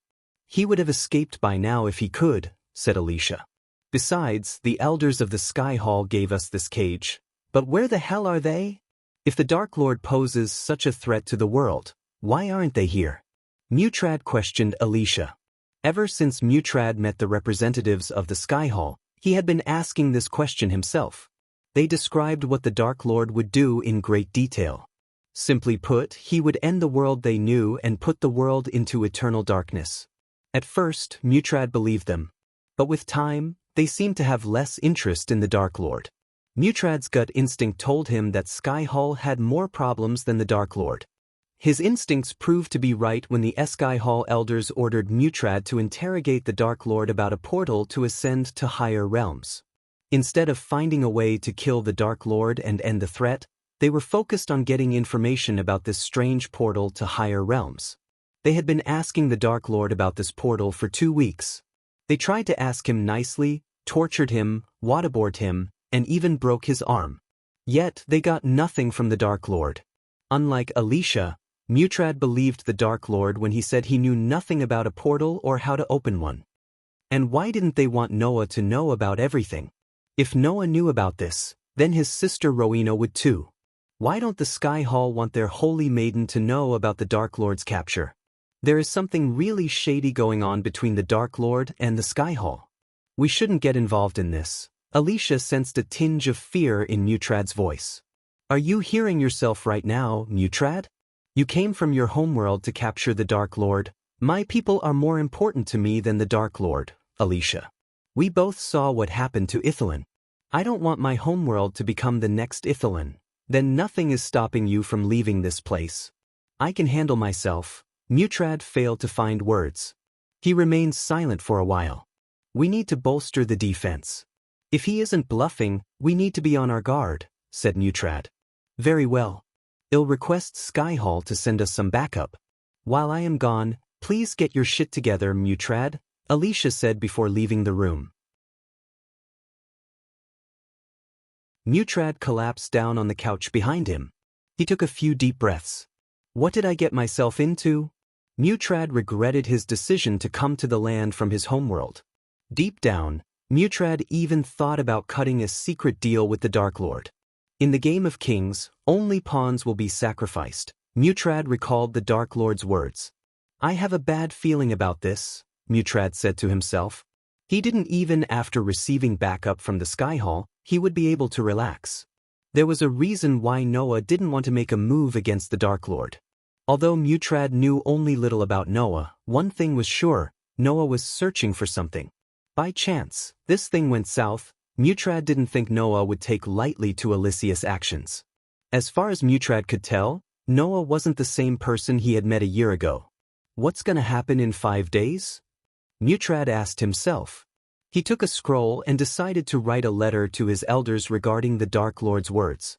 He hoped this letter would change the elders' mind.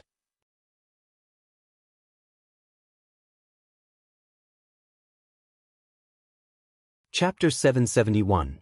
Day of Retribution. Early morning in the Fire Realm was nothing more than the red sky turning redder. The dark smoke from the volcano covered the air as far as one could see from the floating castle. There were no early singing birds, golden sun rays on the horizon, or fresh air smell. At that moment, Dante was washing his face in front of a mirror.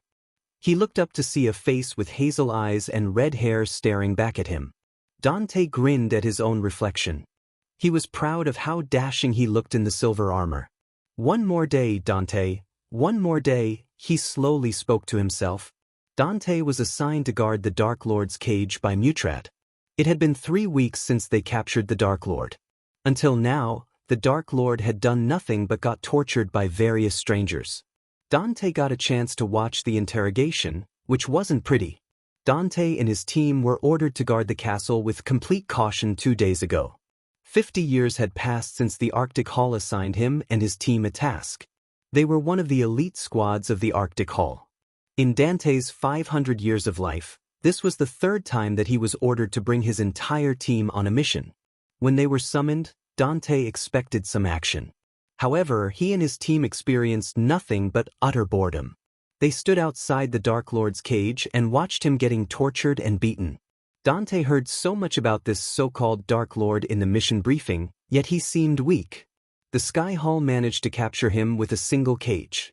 Time to return to my post, Dante sighed. He combed his hair back before leaving the room.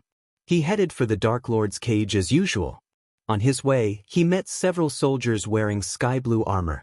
Apparently, the Skyhall sent these soldiers as additional backup to guard the Dark Lord. Eventually, Dante reached a huge metal door flanked by 2 half-immortal guards. They were his men. One of them was a red-haired woman. Hey boss, the red-haired woman greeted Dante with a grin. Anything interesting happened? Asked Dante. If you call Isaac here yawning and bitching about his life action, I have seen plenty of it. The red-haired woman rolled her eyes. I didn't bitch about my life, you bitch, the golden-haired soldier beside the woman snarled. Don't mind Mila. She is just messing with you, Dante chuckled. Open the door. Need to see our prisoner. Mila and Isaac pushed open the door as the runes began to radiate faint light in the door. Opening the door exhausted their strength. It took 2 half-immortals to open the door. After the door opened, Dante saw the Dark Lord's cage. Isaac and Mila gawked at the Dark Lord. 6 other half-immortals stood around the cage. When Dante entered the hall, all of them bowed toward him. Dante nodded as he walked toward the cage. Since this was early morning, he had a chance to see the Dark Lord up closer. Once the interrogators entered the hall, they would send him and his team out of the hall. The Dark Lord seemed calm and collected, leaning against the glass with no worries in the world. Are you going to try something? Dante asked the Dark Lord. Have some patience, my friend, the Dark Lord answered. I am going in. Seeing Dante talking to the Dark Lord, Mila couldn't stay still. She wanted to have some words with the Dark Lord too. Hey, wait. Isaac tried to stop her, but she was already on her way toward the cage. Sorry, boss. I couldn't stay there, said Mila. It's cool. I don't think something will happen. Am I wrong? Dante asked the Dark Lord. Maybe. Maybe not. Come on, dude. Do something. You have so much hype around you, said Mila in a playful tone. You guys have families? Asked the Dark Lord. But you want to threaten us using them. That's cliché, don't you think? Dante replied to the Dark Lord. Nah, the Dark Lord slowly shook his head. I just want to give you some time to talk with your loved ones. After all, when I come outside, you will all die. The Dark Lord spoke with a gentle smile as though he was having a normal conversation with them. Dying will be better than standing out there listening to Isaac bitch about how his woman cheated on him with another man. Mila rolled her eyes. The Dark Lord chuckled. You guys seem cool. I might feel bad after killing you, said the Dark Lord. So, is this what you do? Daydreaming all day. This bad boy will hold you here forever. It sucks to be you, Dante said. You guys shouldn't believe everything the Sky Hall says. Ask yourselves, if I am their #1 priority, why aren't they here? Mila and Dante remained silent for a while as the Dark Lord continued. They didn't send their strongest because they didn't want them dead. Instead, they are using you. I bet except you, the others are just half immortals. The Dark Lord pointed his finger at Dante. To Dante's surprise, he was right. Except for him, all of his team members are at the half-immortal stage. If I'm not wrong, you are a half-immortal yourself. You might be strong, but no way you can walk past all of us, said Mila. I am used to creating ways when there is none. If you are hoping your minions will save you, I have bad news for you. No one is coming. The last time I heard, they are not even making an effort to find out where the hell you are, said Dante. To their surprise, the Dark Lord just smiled. I know. I ordered them not to, said the Dark Lord. Mila frowned. And why would you do that? Because I don't need them, the Dark Lord shrugged. Well, if you are going to escape, please do it soon. I am getting bored to death here, Dante sighed. Careful what you wish for, my friend, said the Dark Lord. As they were talking, Dante heard footsteps. He and Mila turned around to see Mutrad, Alicia, Norvin, and a few others walking toward them. It seems like our small chat is over, said Dante. A pity. Dante and Mila took a step back from the cage. I am glad you are here, Alicia, Dante heard the Dark Lord. He saw Alicia's eyes glimmer with cold, murdering intent. For a few moments, they all stood outside and watched the Dark Lord in silence. He slowly stepped toward the glass. How is Peter doing? Michael asked Alicia. There was a strange smile on his face. Looking at him, Mutrad couldn't help feeling dreadful.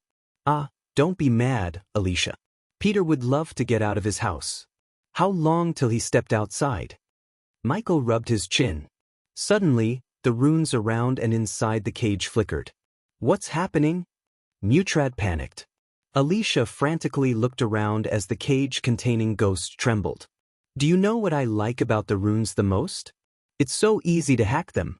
You can turn your enemy's weapons against them with a few minor changes, said Michael. Under their shocked gazes, Michael grabbed his broken right arm and jerked it. Mutrad heard the bones inside his arm cracking. In a few moments, he clenched his fists. How did he heal himself? Norvin asked. Alicia flicked her wrist, trying to open the cage. However, the cage refused to listen to her commands. Michael turned around, walking toward the center. Stop! Alicia raised her voice. She conjured a sword made of chilling ice. Take one step further, and I will send you straight down into the volcano, Alicia threatened Michael. She pointed her sword at the chains holding the cage. You wouldn't do that, Michael turned around. You want to test me, Alicia growled. Mutrad's mind went blank. He feared something would happen, and it did. To Mutrad's utter shock, a bright light flashed across the cage. They all closed their eyes. When they opened their eyes, someone else stood beside the Dark Lord. Peter! Alicia shouted. Where am I? It took Peter a few moments to realize he was teleported from his home. He saw Alicia shouting at him. The others around Alicia looked pale. "Hello, Peter." Peter felt a chill when he heard the voice. He recognized the voice almost immediately. How could he now? He was reliving what had happened 2 years ago at the tournament in his mind ever since. He slowly turned his head to see a man with a bushy beard and long hair staring at him. The face seemed unfamiliar to Peter, but those eyes betrayed the person behind all the changes. Ghost. Peter clenched his fist. Seeing Ghost up close, Peter's whole body trembled. The veins in his eye popped, turning his eyes blood red. His life was turned upside down by him. Not only Ghost revealed his identity to the world, but he was humiliated. Ghost literally wiped the floor with him. Those images were eternally etched into his brain. Every time Peter closed his eyes, he saw how Ghost humiliated him in front of thousands of people. Not a single night passed without Peter thinking about ending his life altogether. Only the flame of vengeance kept Peter from doing so. Arg! Peter roared as he threw his fist at Ghost. Before the punch landed on Ghost's face, he simply caught Peter's fist. "No, no, no, no," Alicia muttered as she focused all her energy on opening the glass. Yet, the glass didn't even move an inch. The runes responsible for opening the cage lost their glimmer. Michael grabbed Peter by his throat and lifted him off the ground. Peter squirmed in his hand as Michael turned his gaze toward Alicia. Peter's face slowly turned pale. He gasped for air. "Mutrad, we need your orders," Dante asked Mutrad. "We need the cage open now," Norvin shouted. The muscles in Norvin's body bulged as he dashed at the cage to break the glass. "I wouldn't do that if I were you." When Norvin was about to punch the glass, Michael stopped him. "P1E's visit N0V1B in. They punch the glass hard enough, and the cage will fall straight down. Peter won't like that, will he?" "Let him go," Alicia growled. "What did I say? Every time we do this dance, it always ends in bloodshed."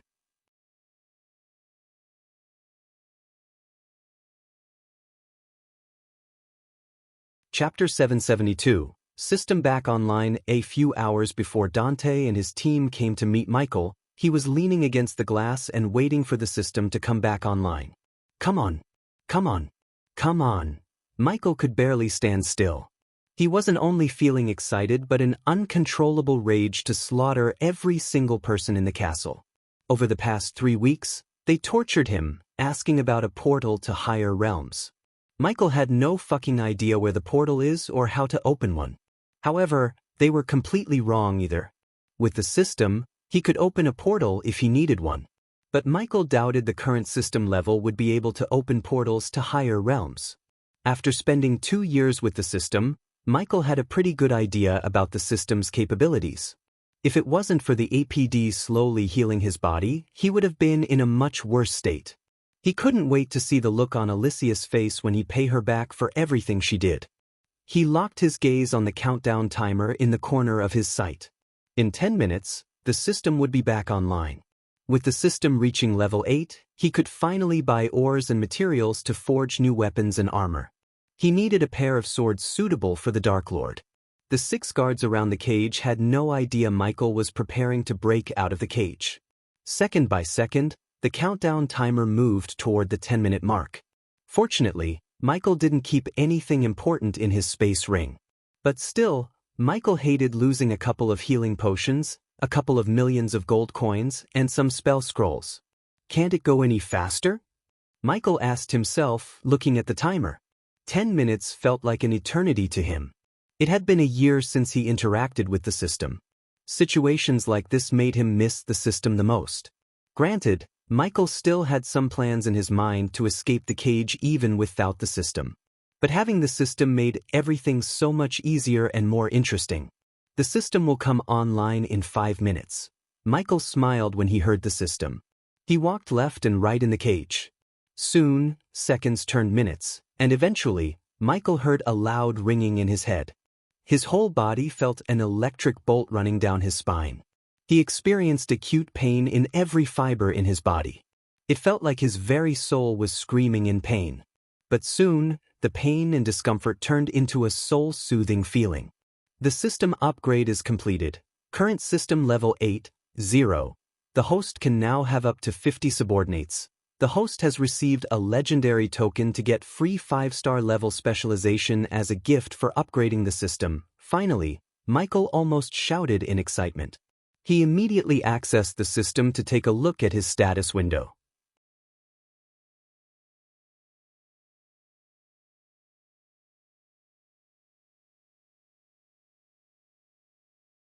As soon as Michael chose the specialization, he felt a sharp pain in his brain. The system etched the knowledge needed to become a 5-star blacksmith in Michael's brain. New knowledge flashed across Michael's mind. He clenched his fist. He felt dizzy. The feeling of becoming a blacksmith was several times worse and more painful than becoming an alchemist. Michael started to notice the flaws in the weapons and armor of the guards around him. The pain lasted for almost 5 minutes. Even his vision blurred. Eventually, his vision slowly cleared. Michael took a few deep breaths. After almost 2 years, Michael finally became a 5-star blacksmith. "Congratulations to the host on becoming a 5-star blacksmith," said the system. "The host will need a special forge, tools, and materials to start forging weapons and armor. The host can buy a map with all the marked locations of required items for 700,000 badass points. Hold your horses, for now, system," said Michael.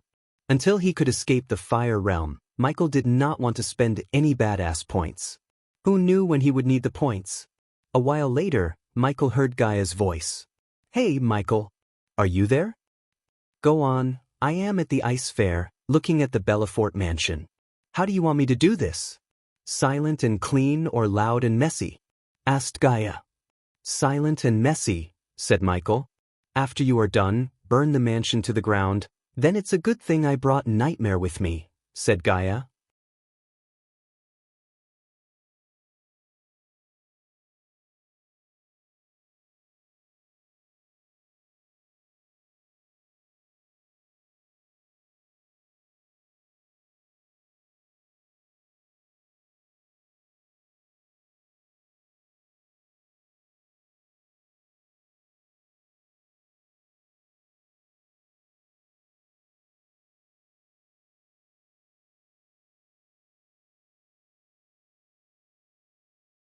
Mutrad saw the Dark Lord slowly walking toward the cage. As he moved closer to the cage, a bright light enveloped the cage out of nowhere. In a blink of an eye, the cage disappeared from Mutrad's sight. After the cage disappeared, the floor had a huge hole. One could see bubbling lava inside the volcano from the edge. Michael held Dante over the hole by his neck. Michael felt the scorching heat in the air. Just by standing above the volcano, his whole body sweated. Dante already lost consciousness after being stabbed and penetrated by the dark beams in his head. Although Michael killed his team and was about to kill Dante, he felt pity for them. They all died because of someone's agenda. To Michael, they were just experience packs. Michael stabbed Dante with his sword one last time before releasing his grip around his neck.